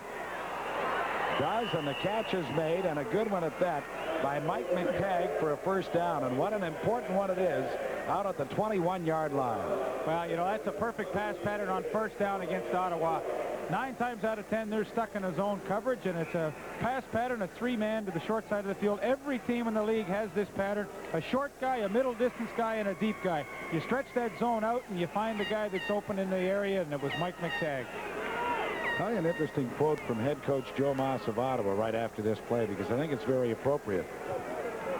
This is Bobby Johnson. Bobby tripped a little bit, but finally was able to get outside to the 27-yard line. He'll have a pickup of about 4 yards, so make it 2nd and 6. Moss at the press conference yesterday was saying in their loss to Saskatchewan earlier in the year, he didn't know if Ottawa had played that poorly or Saskatchewan had played that well. And I think he's going to find himself lying in bed tonight saying, what was the case at Lansdowne Park tonight? Were we that poor or were they that good? Saskatchewan looks very, very confident and are playing that way, and Ottawa does not. Well, Bernard, excuse me, I was just going to say Bernard Quarles really fired that one in. It's another Saskatchewan first down thanks to Tony Dennis. Saskatchewan just hasn't made any mistakes tonight. You know, Ottawa's given up the ball in some crucial situations, and Saskatchewan has made the catches. Ottawa hasn't made the catches, but it's been the turnovers really that have hurt Ottawa as well. Saskatchewan, they have a takeaway giveaway category that they record this year. If you fumble or if you intercept the ball, you know, you cancel one out. But Saskatchewan, after 11 games, is +1, so you know they're not a team that beats themselves. First down, Western Roughriders from their 33-yard line. 6 minutes, 15 seconds left to play in the third quarter. Saskatchewan leads it by 16 points. Bernard Quarles for Derek Zeno. He made a diving attempt at it. Tell you what will be a good game, too, is tomorrow afternoon at Ivor Wynne Stadium. Calgary Stampeders are in there. Boy, Bob Vespasiani has done a remarkable job with that club. They're an exciting team to watch. Hamilton, I mean, you just never know what they're going to do. They are very, very tough defensively, and they're just liable to break out tomorrow, and who knows what's going to happen. But that, to me, is the great thing about the 1986 CFL. Well, they tell me Ben Zambiazzi will be back in the middle of the Ticats tomorrow, and that's always good news. Rick Johnson, Ray Alexander, Emmanuel Tolbert, they've got some exciting performers on offense, Calgary Stampeders. This is Denny Ferdinand, and Denny, like a piece of spaghetti running there, gets out over the 40 to the 42, and he'll come up a couple of yards short of the first down because Rick Sovieta was there to make the tackle. Denny Ferdinand averaging almost 5 yards a carry this year, and we talked about it earlier. If you can have your running backs in that 5 yard per carry range, you're a team that has the abilities to have a good rushing game. And of course, the good thing about the Saskatchewan Roughriders, they got lots of experience in that offensive line. They average 7.5 years of pro experience, and they're a half-decent size at 6'4" and 262 pounds. So, you know, they've done a good job for them. That has not been the weak part of the Saskatchewan team. Earlier in the season, it might have been their special teams. Gelbaugh's having a miserable night. Reggie Butts gets the ball to the 48-yard line. Stan Gelbaugh is responsible for Ottawa still being within what they are, 16 points. Saskatchewan 26, Ottawa 10. We'll be back in just a moment. In here and let you see what he looks like. He doesn't have a whole lot of hair, but I'll tell you, he was the most popular athlete that ever put on an Ottawa uniform. I'm talking about Bobby Simpson, who was with that 1951 team and is here for the reunion. Bobby, it was great to see those guys. Howie Turner looked sensational. They all look very good, Pat. They're in great shape. The only thing is, I put on about 40 pounds. I don't believe that. You look as svelte as I can remember you. Bobby, let's just bring back a memory or two for fans across the country. Tell us the big moments of that 1951 game. Well, just getting into the Grey Cup was a big thing. We were tied with Hamilton to Toronto, and the flip of the coin give us a bye, and Hamilton and Toronto knocked each other off, and we got what was left, and we ended up in the Grey Cup. Great Glenn Dobbs was fantastic, and it was a great game. Bobby, I'll tell you, a lot of us remember it. I was telling the fans that it was the first Grey Cup that I ever attended, and it's so great to see you and the other fellows pass along our best wishes. Thanks very much for coming up to see us, and continued success to you and all the rest of the guys. Pat, thank you. It's always a pleasure. Thank you. Bobby Simpson, one of the greatest athletes ever in the CFL, one of Canada's outstanding basketball players, in addition to being one of the very best pass receivers in history, and certainly the most popular athlete to ever play in Ottawa. So now let's get back to this ball game, where the Roughriders from Ottawa are in Saskatchewan territory. And Gilbert Renfro very alertly just handed the ball off more or less to Robert Reed, Reed ends up losing yardage, and it'll force a third down punt, or at least a third down kick of some description by Ottawa, because they lost about 5 yards. Saskatchewan's really had some good production from their front four tonight. They came with the blitz that time. Dave Albright couldn't get the sack, and then Nick Hebler, number 99, comes in. He's got him wrapped up, and he pitches it off to Robert Reed.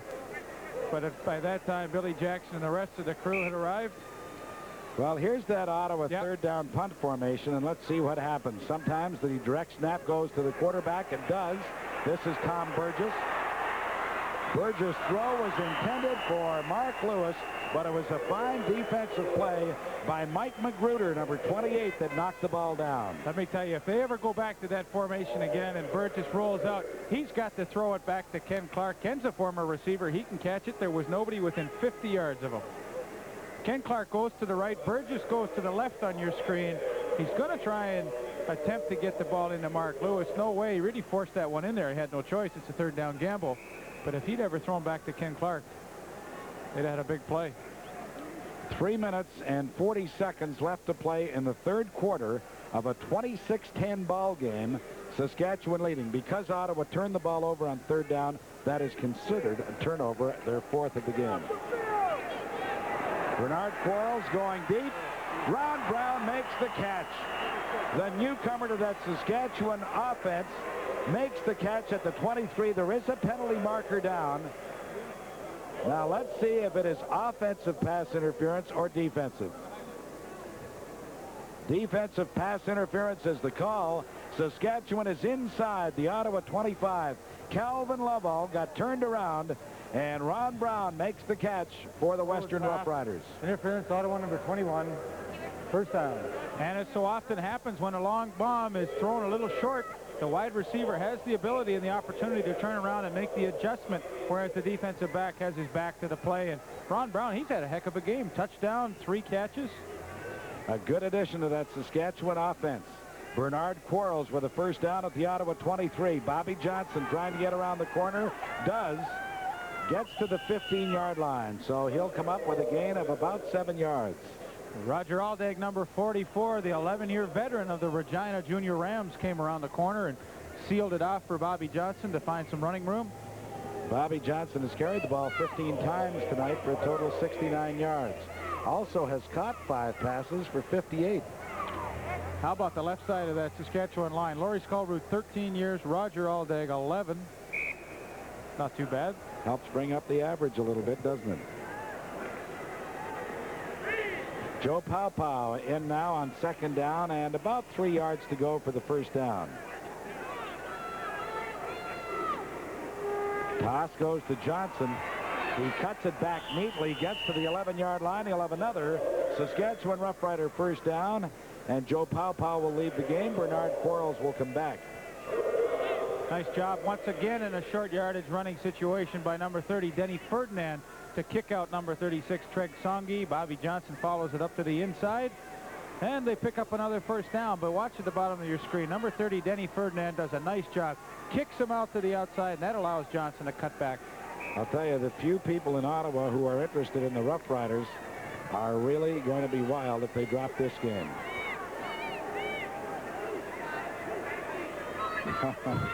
Well, that's exactly what we were talking about. They're going to really start to get restless. Denny Ferdinand was the ball carrier, and poor Denny took that hit for nothing, because I suspect we're going to have a procedure penalty against the Western Roughriders. Derek Zeno may have moved a little quickly.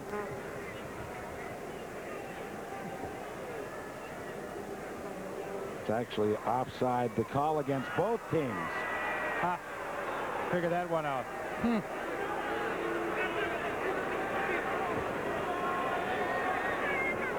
Well, it's a break for Offside. Saskatchewan. Saskatchewan number 8. Offside. Ottawa penalty. Balance out. First down repeated. I missed his call on Ottawa. What did he say?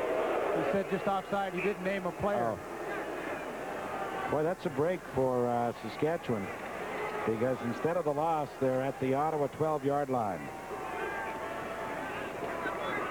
Bernard Quarles to the end zone. Derek Zeno tried to make an adjustment to the football, and he felt that Calvin Lovell had interfered with him, but there is no marker. Yeah, there's no way he interfered with him. You're allowed to your area of the field. If you're running in a straight line and the receiver tries to cut back underneath you, you're allowed to your space. I thought Calvin Lovell did a great job because he knew if he just shielded him and kept his body in between Derek Zeno's and the ball, there'd be no way he could catch it. That's a nice job. Good job by Bernard Quarles so far. 17 for 26 and a total of 242 yards. Second down and 10. Saskatchewan at the Ottawa 12. A minute 15 left in the quarter. Denny Ferdinand bounced off the first tackle. What a job by that man who gets to the 1-yard line.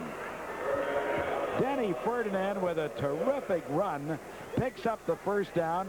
No way he should have been able to cross the line of scrimmage, but he bounced off the tackle, and watch this. Greg Marshall didn't wrap his arms around him. Ferdinand bounced outside and gets to the 1-yard line. He just does a great job. They come up a little short of that first down. There's no question that they'll go for it in this situation. Joe Paopao comes in, but I'll never forget when we first saw Denny Ferdinand come up to the Montreal Concourse. He ran so hard we thought he must have been the main back at Texas in the wishbone or something, not the Montreal Concord Juniors. He's just a tremendously hard runner when he gets it in high gear. Ball is at the 2-yard line. Paopao back in there. The give is to Bobby Johnson. Touchdown, Saskatchewan.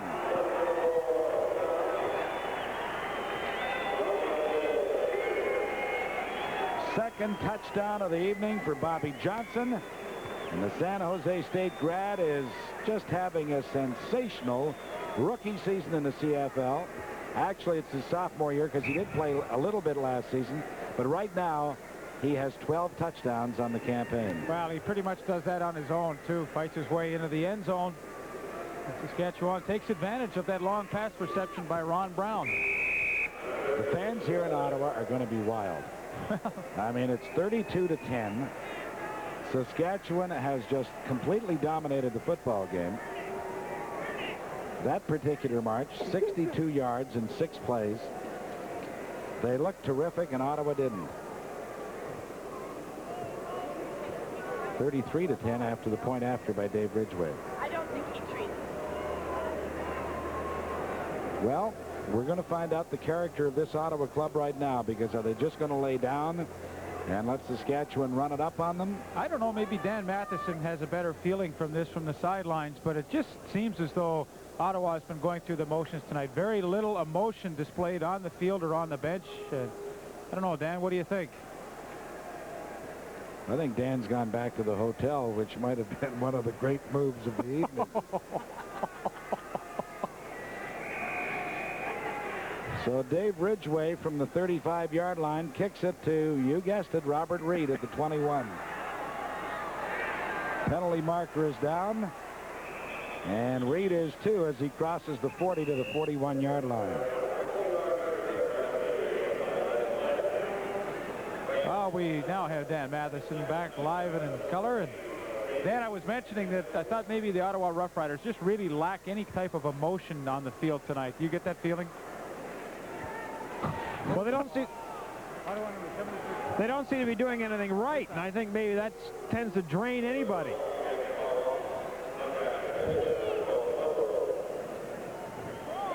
Yeah, they're just kind of walking around, going through the motions. There's not a great deal of intensity going on over there. And after the penalty, they're back to their 20-yard line with 35 seconds left to play in this third quarter that mercifully, from Ottawa's viewpoint, is coming to an end. Pass is complete to number 26, Clarindo Grilly. And Clarindo makes his 17th catch of the season, getting the ball to the 28-yard line. Gilbert Renfro has had very little support tonight. Glenn Suter, incidentally, came up to make the tackle for Saskatchewan. Gilbert Renfro's numbers are not going to be wildly impressive. Boy, Ottawa's dropped the ball all over the field. I'll tell you who hasn't, though, is number 26, Clarindo Grilly. He's a rookie from McMaster, originally drafted by Edmonton in 1984, could not make the roster. Went back to school, got some more experience, and now he's finding himself starting in the CFL with Ottawa Roughriders. And Ottawa does pick up the first down on the final play of the third quarter. Saskatchewan has this one well in hand. They lead Ottawa 33-10. We'll return with the fourth quarter in a moment. Quarter of play, Ottawa has the ball at its 30-yard line. Gilbert Renfro's pass across the middle, broken up by Eddie Ray Walker. Pass was intended for Clorindo Grilly. Funny, in the 50 years that I've been on this earth, I've never known anyone called Clorindo. Clorindo was born in Italy, so I would imagine it's a That may Italian be why name. I haven't run into too many of them. Aha. 9 of 22 is the completion record for Gilbert Renfro tonight, the Ottawa quarterback. A total of 148 yards, and he had one intercepted. It was an unfortunate interception. It bounced off a couple of hands. Renfro's pass is complete to Reggie Butts. And Butts has the first down for Ottawa up to the 48-yard line. Joe Fuller was on him right away, but Renfro really put it in there. And Butts, the graduate of Tulane University, makes his second catch of the night and 20th of the season. Well, they really spread their entire receiving core across the entire width of the field, and what that does is spread the defense out, and Reggie Butts found a good seam to catch that hook pattern in. Only two statistics are necessary to look at: the yards, net yards for Saskatchewan, and the turnovers for Ottawa. Renfro over the middle. The pass is caught by number 23, Brad Caleb, but there's a penalty marker down. You got to know it's holding against Ottawa. Probably their fullback, Jim Reed, because he looked to reach out and simply tackled his man. It was Nick Hebler, I believe, who got his arms wrapped around.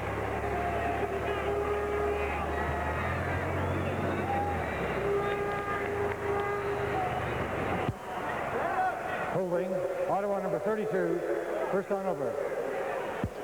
Well, that was a good call, Pat. Jim Reed, a bit of a mismatch and to block against Nick Hebler and trying to protect for the quarterback. He got caught. And so the penalty moves Ottawa back to their own 38-yard line. They've got to get to the Saskatchewan 51.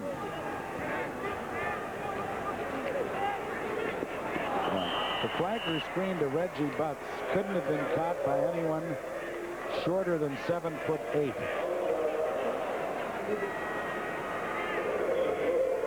Well, that's a wide receiver screen. Everybody seems to be using it these days. It's not a new play, but technically it's a pretty difficult play to coordinate. Timing has to be just perfect. When Reggie Butts would receive that football, you have to have your blockers out in front, but it means nothing if you can't get the ball in there to him.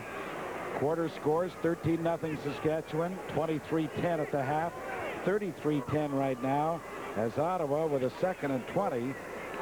They need big plays. They need them in a hurry.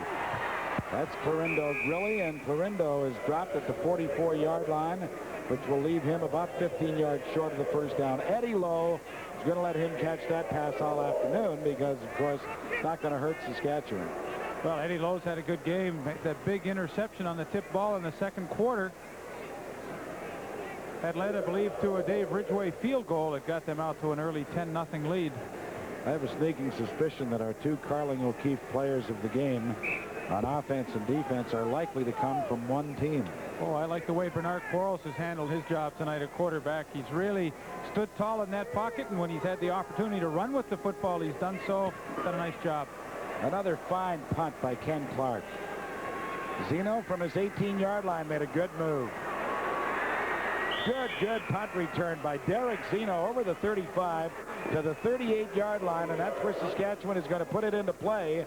They lead Ottawa 33-10. We'll be back in just a moment.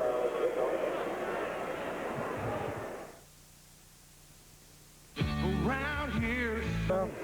Well, he's got to be delighted. Have you ever met a man who was more hyper than Jack? Oh, no, he's a hyper one. I'm not a great believer in drugs, but I think Jack should swallow about 50 Valium a day just to kind of get settled in. Well, the thing that we always appreciated about Jack Goder was his enthusiasm. Boy, he's and got that. It has to transcend into the rest of his football team. The guy just loves the game of football. Oh, yeah. He's crazy about all sports, but he is totally enamored by the game of football. And his club is playing very, very well here tonight. Well, they look like an extremely well-coached club tonight. They've played well on offense. They've played good, tight defense, and they haven't committed the turnovers or made mistakes. The penalties that they have not hurt them. They haven't been critical. So, if you look from a coaching aspect, you'd say the coach has done a great job getting these guys ready. On 2nd and 5, Quarles pass. He was looking for Mike McTagg, but it was neatly broken up by Dennis Clay. Yeah, Dennis Clay, of course, started with the Toronto Argonauts this year, played 2 years with them, and they let him go. Ottawa picked him up, and they were happy to get him. They were having trouble in the secondary. Watch him break on the football, though. He comes in underneath and gets the hand in there and knocks it away. That's a nice job. Mike McTagg is a Toronto boy who went to North Dakota. And, you know, it's strange because I've always considered Mike to be a good player, but he started in Calgary, went to Montreal, now he's in Saskatchewan. So obviously there have been deficiencies that some coaches haven't liked, but I know talking to Jack Coda last night, he thinks he's really made a contribution since coming to the Roughriders. Stan Gelbaugh really got a hold of that one. Reggie Butts fell down trying to chase it as it sailed over his head. Butts picks it up at the 10 and steps out of bounds at the 13. That is by far Stan Gelbaugh's best punt. It traveled 57 yards. So Ottawa's really pinned deep in their own end. That's where they'll start when we return. Leif Pedersen was saying a little earlier how the Eastern Riders looked a little listless tonight. I investigated that on the other bench from Saskatchewan. The Western Riders, they know a lot of the players over there. They've often teamed together, and they say that there may be a strong contingent on the Ottawa team that just does not want to play for Joe Moss. They say he's not terribly popular. Oh, that's an interesting comment. Be more interesting if it came from the Ottawa players as opposed to the Saskatchewan ones. But Well, you know, there's probably some truth to what Dan says, because the players do fraternize and they talk about the certain situations that are occurring on their teams. And, you know, if somebody mentions it, I'm sure they're, well, listen, there's always guys that aren't happy with the head coach. I couldn't stand Frank Cush, so this is nothing new. But you know what? It's an amazing thing. In the years that I've been around football, when the players are losing, it's always the coach's fault. And when they're winning, the players are doing a terrific job. Yeah. Here's the reverse to Brad Caleb. Well, Caleb with just a sensational play for Ottawa that brings the crowd out of their seats before Mike Magruder brings him down. It's a 21-yard gain for Brad Caleb, their inside receiver from East Central Oklahoma, who just took that reverse, and watch him. Well, he makes a nice cut to get by Scott Burkus and works it into the middle. And boy, the Ottawa Roughriders really need a few more plays like this to get something generated. They have not scored in the second half.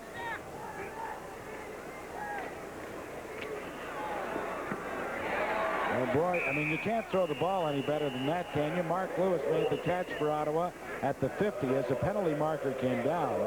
There were 3 Saskatchewan Roughriders there. You've got to figure that it's against them. But it's not. It's against Ottawa.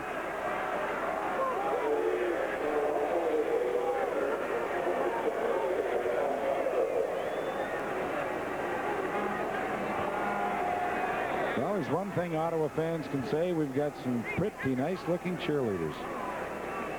Football club may not be a whole lot right now, but the cheerleaders are good. Can't convince them that their team's losing. No. Forward pass interference. Ottawa number 26. First down over. Florindo Grilli called for forward pass interference, so you've got to know he was called on a pick play that allowed Mark Lewis to make the catch. Back at their 33-yard line now. What a job Renfro did. Looked like a hurdler as he gets out over the 40 to the 43-yard line. Boy, he made something out of absolutely nothing. Eddie Ray Walker finally brought him down. Well, you know that Joe Moss has to be displeased with the performance tonight of his entire team, but I'm sure when he goes back tomorrow or tonight and has a look at the films, he'll say to himself that Gil Renfro really didn't have that bad a game. The supporting cast around him just wasn't up to par.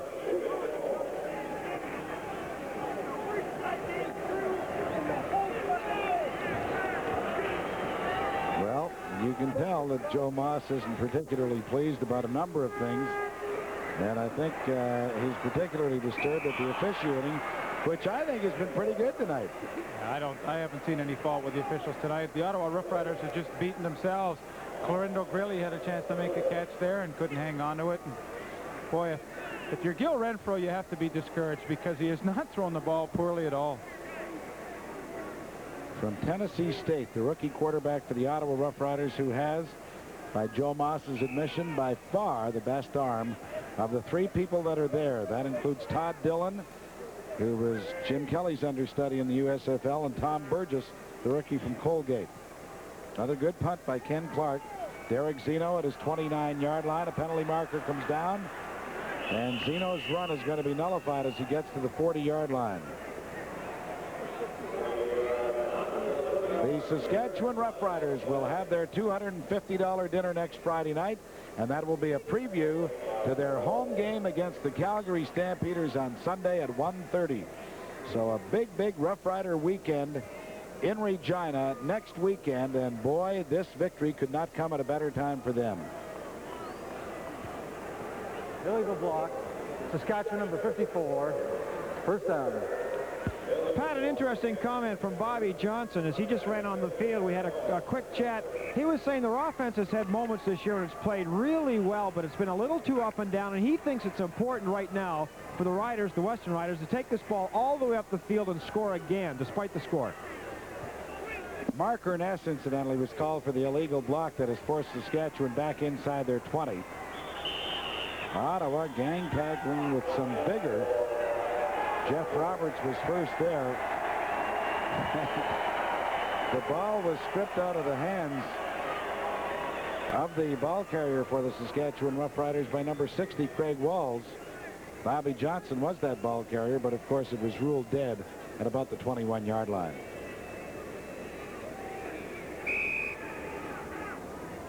Well, the fans are leaving, and I guess you can't blame them. 33-10 is the score. Saskatchewan over Ottawa with 8:06 left to play in this ball game. It's been a great one for Saskatchewan, but you certainly can't say that about Ottawa's performance. But this time, the Ottawa pressure does get to Bernard Quarles, and the sack is registered back at the 15-yard line. Lloyd Lewis and Jeff Roberts combined to bring Bernard Quarles down, and one of the few times they've been able to get in and get some good pressure on Quarles. Fourth sack by the Ottawa Roughriders tonight, but there's number 76, Lloyd Lewis.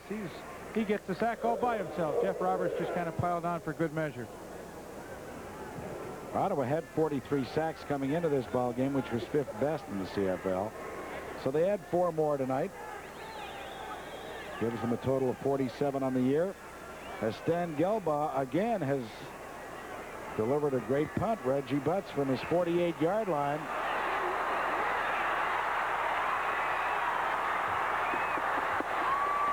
Well, Ottawa fans haven't had much to cheer about, but they certainly give Reggie Butts a big, big round for a brilliant punt return. He got a block back at the point where he makes the catch. Let's watch this.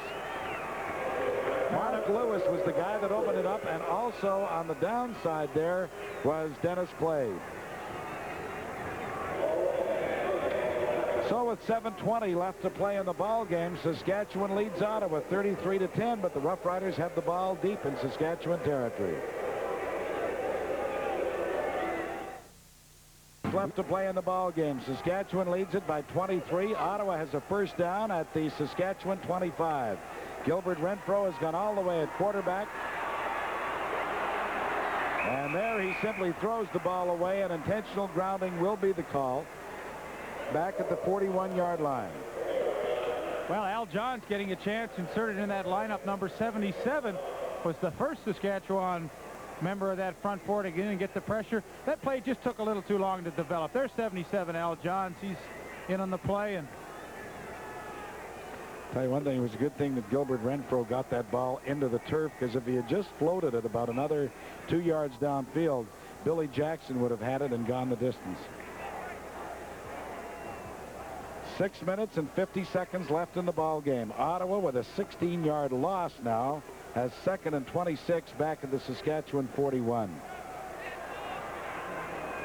Renfro's pass is caught by Reggie Butts up at the 26-yard line. The ball comes loose, and Ottawa has recovered it. number 23, Brad Caleb, alert on the play to recover that fumble by Reggie Butts. Boy, they're fortunate. I thought Saskatchewan had a great shot to take that fumble there. Good throw by Gil Renfrew. There he's got Reggie Butts. He spins around. The ball's going to come loose. You know, Leif, I don't have to tell you this because you played there, but there's no more fun place than Saskatchewan when the Roughriders are going good. That's why this victory is so important to them. Next weekend will just be a big, big fun time. The dinner on Friday night, still tickets available at $250, and then the Calgary game at 1:30 on Sunday afternoon. Oh, it's a great town. Well, any town's a good town when you're winning, but Saskatchewan, boy, you get a lot of free lunches and free dinners when the team's doing well. Mark Lewis made the catch, but Ottawa comes up well short of the first down. 6 yards short of it, as a matter of fact. So Saskatchewan will take over on downs at their own 21-yard line. Well, they're home and cooled out right now, and they've moved to within 1 point of Calgary. That's why that game is going to be so important. I mean, the fourth-place finisher in the Western Conference is almost assured of grabbing a playoff spot because Ottawa and Montreal have been so inefficient.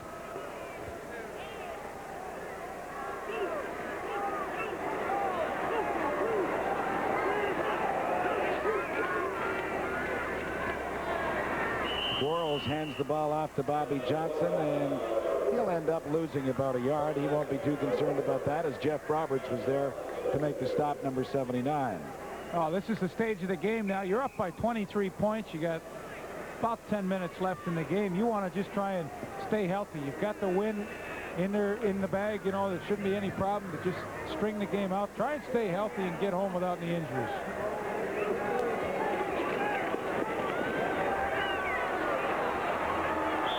Quarles kept it himself, gets to the 23.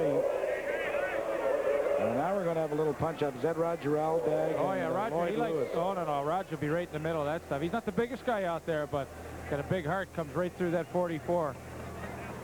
You're right. He's not all that tall at 6 feet, but, I mean, he packs a bit of a wallop, I would think. He weighs 255 pounds. Doesn't say a whole lot. No. One of the quiet guys on the team, but he does his talking on the field. Jack Goda told me tonight, he said, if I had a team full of Roger Aldags, I'd never have to worry about a thing. Had a brother Barry played in the CFL as well. Mm-hmm.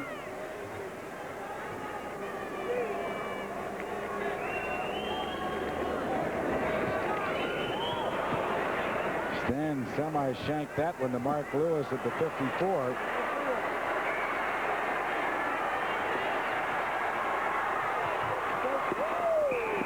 First it was Reggie Butts, now it's Mark Lewis, and he returns it all the way to the 25. He put on a couple of moves there, one of which knocked the official right back on the seat of his bed. Yeah, watch this. He's taken to the right. The official goes for a little loop. There he goes.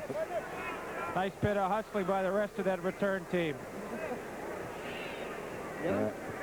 They actually ruled that he stepped out at the 31-yard line. And don't forget, just one of the big, big games of 1986 takes place next Friday in Edmonton. We'll have it for you. Friday Night Football on CTV at 9:30 Eastern Daylight Time. And you Edmonton fans, the box office is open tomorrow from 12 until 3. There's number 78, Scott Verkus. Watch, we're going to do a little helmet banging now. Second sack of the game. Fourth sack in 2 games. Talking to General Manager Bill Quinter before the ball game, and old Scott's going around 285 right now in the poundage department. Quinter thinks that if he can get down to about 265, that'll be a good playing weight for him.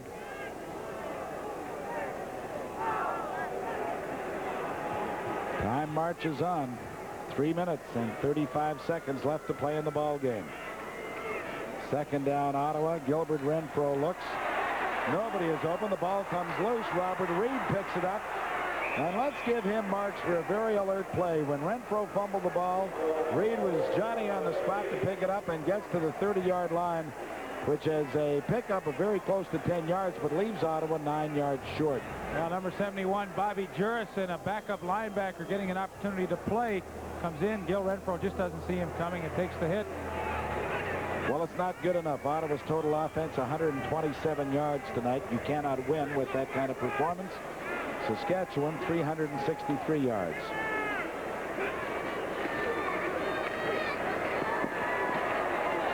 Renfro. Calvin has the touchdown. Brad Caleb, number 23, with the touchdown reception for Ottawa. 31 yards, the touchdown pass. Gilbert Renfro to Brad Caleb.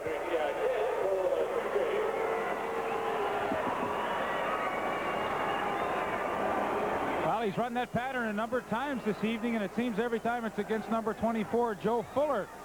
This time he just uses his speed, outruns it, and a nice throw by Gil Renfro, and well, I'm sure happy to see that for Renfro. He's had a miserable night because his receivers have dropped the football, but this time he's right on target, and a good pass pattern by Brad Caleb, and he scores his first touchdown in the Canadian Football League. Dean Dorsey's point after is good. It's a 33-17 score now in favor of the Saskatchewan Roughriders, and we're going to be back with the Ottawa kickoff in just a moment. Have to be Knut Rockne to figure out that Ottawa, in all likelihood, will probably go for that onside short kickoff. Well, Saskatchewan thinks so. They've got what they call their hands team in there, anticipating that, and that means they've got 11 guys up close to Dean Dorsey that can handle the football and are used to handling the football. Well, they didn't. Derek Zeno on the run from the 27.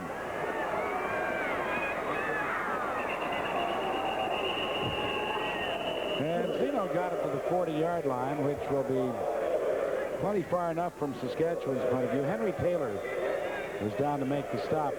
But Saskatchewan will be happy now. They're at the 41-yard line. 2 minutes, 58 seconds left to play. They can run Bobby Johnson a couple of times. And then let Stan Gelbach come in and kick if they don't get the first down. See what Bobby's done so far tonight. He's carried 20 times for 83 yards and also caught 5 for 58. The toss goes to Johnson. The play was designed to go outside, but he saw that there wasn't going to be anything there, so he cut it back inside over the 45 to the 46. Has 6 yards before Dennis Clay brings him down. Well, he's one of those backs that just has that ability to improvise on the run. That play really was a nice play, nice sweep, but, you know, he just didn't have any running room, but he cuts it back, breaks a tackle. Look how he takes Dennis Clay there, and he makes a good running play out of a bad play. They actually spotted at the 47, so it'll be 2nd and 3.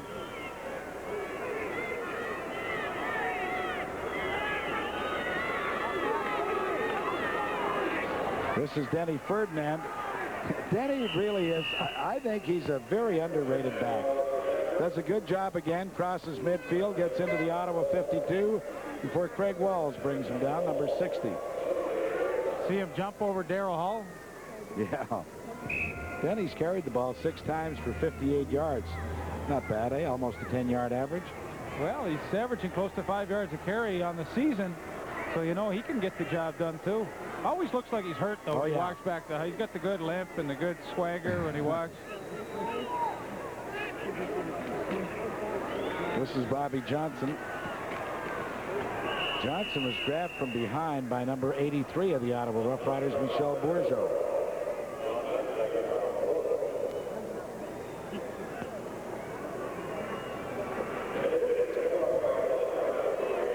The gain is, well, let's call it 4 yards. Well, 2nd down and 6 yards to go. Boy, it's exactly what they wanted to do. Let's run the string out here and run the football and keep it on the ground, keep that clock moving. Michel Bourgeau, Boise State. Ball is at the 47-yard line of Ottawa. Bernard looks, throws. That one was very nearly picked off. Bounced off a couple of hands, including Bobby Johnson. And now we've got Greg Marshall and number 61 of the... 51. It's Jeff Inglis. Jeff Inglis. Yeah.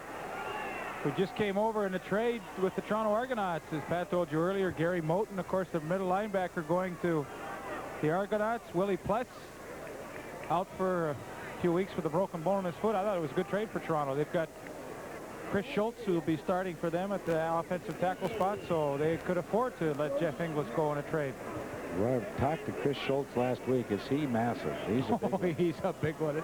He was up in the press box with him, and I just couldn't believe the size. 6'8", About 290 pounds. And I'll tell you, very excited about playing for the Argos, too. It was not phony enthusiasm. He said, I've got to get on with my career. You know, I had a good shot down there and started for Dallas. So Burlington? Yeah, Burlington product. Yeah. And he's a Canadian and very proud of the CFL and happy to be back with the Argos. Boy, great kick by Stan Gelbaugh. Sure is feast or famine with Yeah, Gelbaugh isn't it tonight. amazing? And we've got a penalty marker down. Well, it looked like there were sufficient yards given, but that may or may not be the call. Let's wait and see.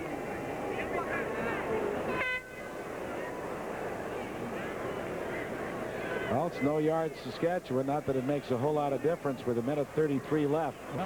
And the Western Roughriders comfortably in front by 16 points. Amazing. Stan Gelbaugh had a 57-yard punt a few kicks back, and that raised his average to 32 yards for the night. I mean, he's either kicking them 57 or 26. There's 2 yards. 54 Saskatchewan. Decline. 1 point. The penalty was against Mark Ernest, but the penalty is declined, so it's a single point for Stan Gelbaugh, and Ottawa will take the ball at the 35-yard line. So that just doubles the score now. Saskatchewan 34, Ottawa 17. 1:33 left to play in the ball game. It's been a great time for the Toronto Argonauts, too. They're in their break right now, so they've been able to bring in Cedric Mitter and Keith Baker, and they feel that they'll both be ready to play along with Schultz come their next game against Winnipeg. Well, I wonder what's going to happen when with Cedric Mitter and Craig Ellis. You know, those are two quality running backs, and I wonder if they're going to try and make a deal, trade somebody. Well, Ottawa claimed that they had been approached by the Argos to see if there was any interest in Craig Ellis. So, you know, you got to feel sorry for Craig. He's performed very well for Toronto this year. Well, he sure has. Everybody he's played for. Yeah.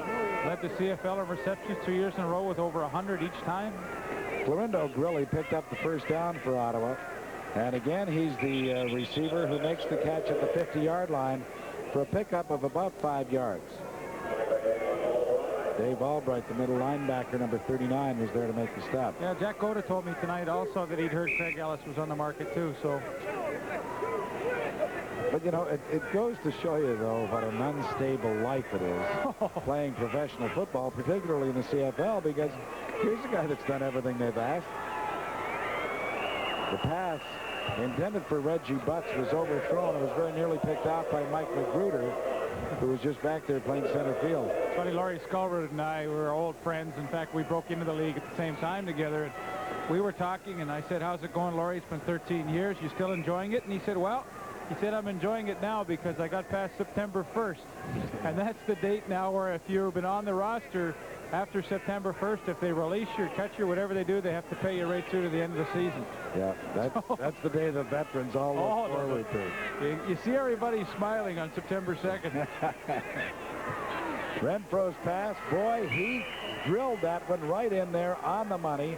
Complete for the first down to Mark Lewis in front of Eddie Ray Walker. Laurie's in business, as a matter of fact. They put into at a racquetball club in Regina. He and Carm Carteri, a former linebacker with Saskatchewan and Hamilton, and Al Johns, they've got some Nautilus equipment in there, and they run the weightlifting part of this club out there. Well, Laurie, I'll never forget when he came into the CFL, he looked like he was 11 years old. He had that real baby face on this huge body. Well, he's covered it with a beard these last few years, but originally a tight end.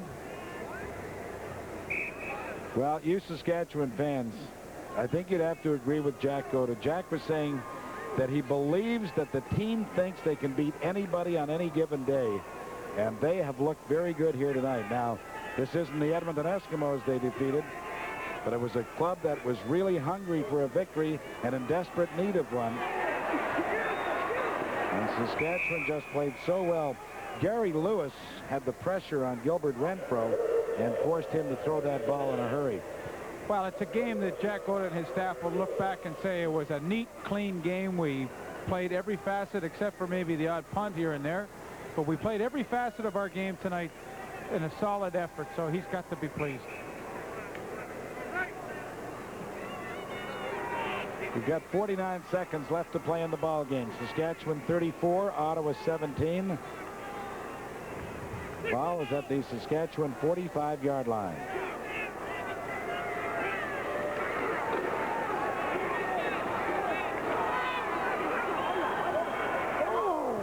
Mark Lewis was the intended receiver. We've got a penalty marker down. Now, Lewis complained that Trent Bryant interfered with him, and in fact, that is going to be the call.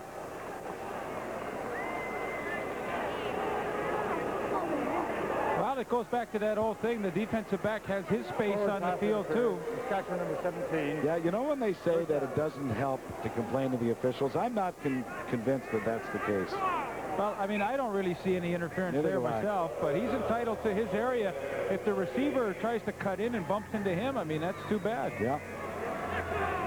But Lewis did complain, and he gets the call, and Ottawa has the first down at the Saskatchewan 15-yard line. Renfro's pass was intended for Clorindo Grilli, but it was tipped by Eddie Lowe, the linebacker, number 42. Eddie Lowe's had a strong game tonight, too. He got that interception early in the game and led to a field goal. Well, I don't think there's anybody on that Saskatchewan club that you can look at and say they didn't play well tonight. I mean, they all did. I agree.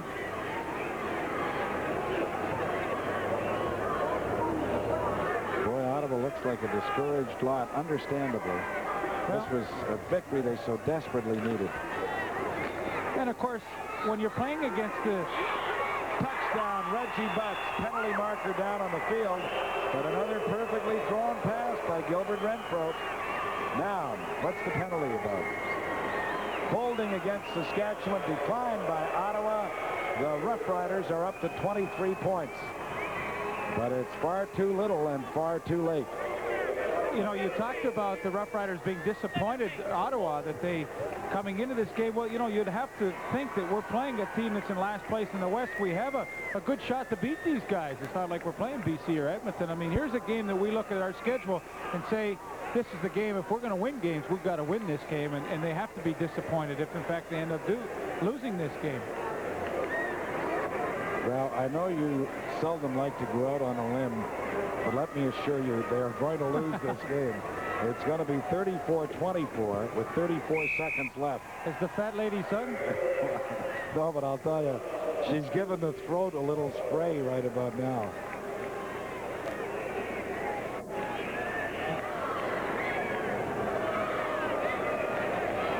Well, it's back to the drawing board, but you know, if I was Ottawa, I would look. Obviously, I'd be very discouraged by what happened. You are Ottawa. They call you Mr. Ottawa. Well, I mean, I grew up in Ottawa, but that I could care less who wins the football game. I mean, I think Saskatchewan was head and shoulders the better football team tonight. But if I am in the Ottawa dressing room, or better still in the coaching quarters, I say to myself, what did we do positively tonight that we can take into the next game? Gilbert Renfro played well. Yeah, I agree. And I think they have to look at it that way. I think they need some more enthusiasm, though. That, to me, there's just a lack of it. And whether you're winning or losing, you have to run off the field and on the field with your head up and some enthusiasm. Look like you're out there to, you know, it's work, but you got to have a little fun, too. And I don't know if that's the coaching staff that's making it total drudgery for them or not. It's just all the losses kind of wear on you. Well, that was it. The thing that really put Ottawa behind the 8 ball was a loss earlier in the year to Montreal when it appeared as though they had the game won. Montreal came back with 2 quick touchdowns late in the ball game. Here's that onside kickoff. The ball is loose. Ottawa had an opportunity to recover it, but they do not do so. Saskatchewan does, and not that it would have made a whole lot of difference. But number 22, Dave Singh, was there to fall on it for Saskatchewan, and so that's it. The final gasp. Saskatchewan with a 10-point lead can run out the clock with 31 seconds left. Boy, Darryl Hall, it came right into his hands. He had a great chance to make that catch. All teams practice this, of course, and when we were walking into the press conference, that's what Ottawa was up to, and they did it well. Mind you, there was no other team on the field, so I guess that made it a lot easier. Just a little bit. Yeah.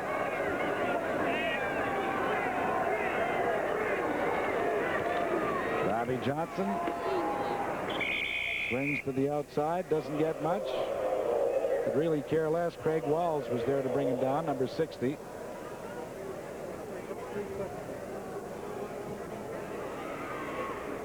Bobby Johnson needs 5 yards for 100. He picked up 2 on that occasion. Gives him 95 for the 23 carries. Craig Walls, number 60, I think, has played it probably as well as anybody on that front 7 for Ottawa Leaf. Certainly been around the football in any event. Now this is Bobby Johnson, and Bobby does not pick up the 5 as he gets to the Ottawa 45-yard line. It'll be a gain of 3 with 4 seconds left. And a timeout is called by the Ottawa Roughriders. Well, there are about 12 people left in the stands. I guess they're going to try to drive them crazy.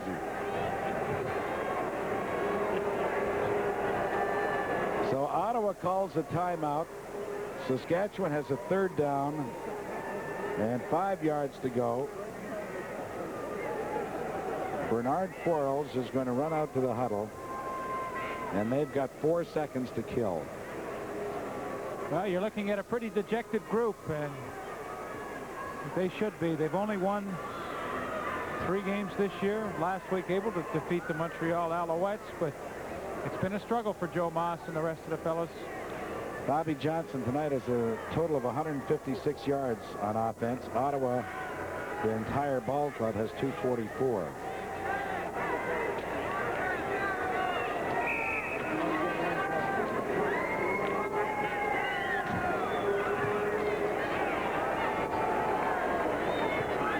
So time is whistled back in. If Bobby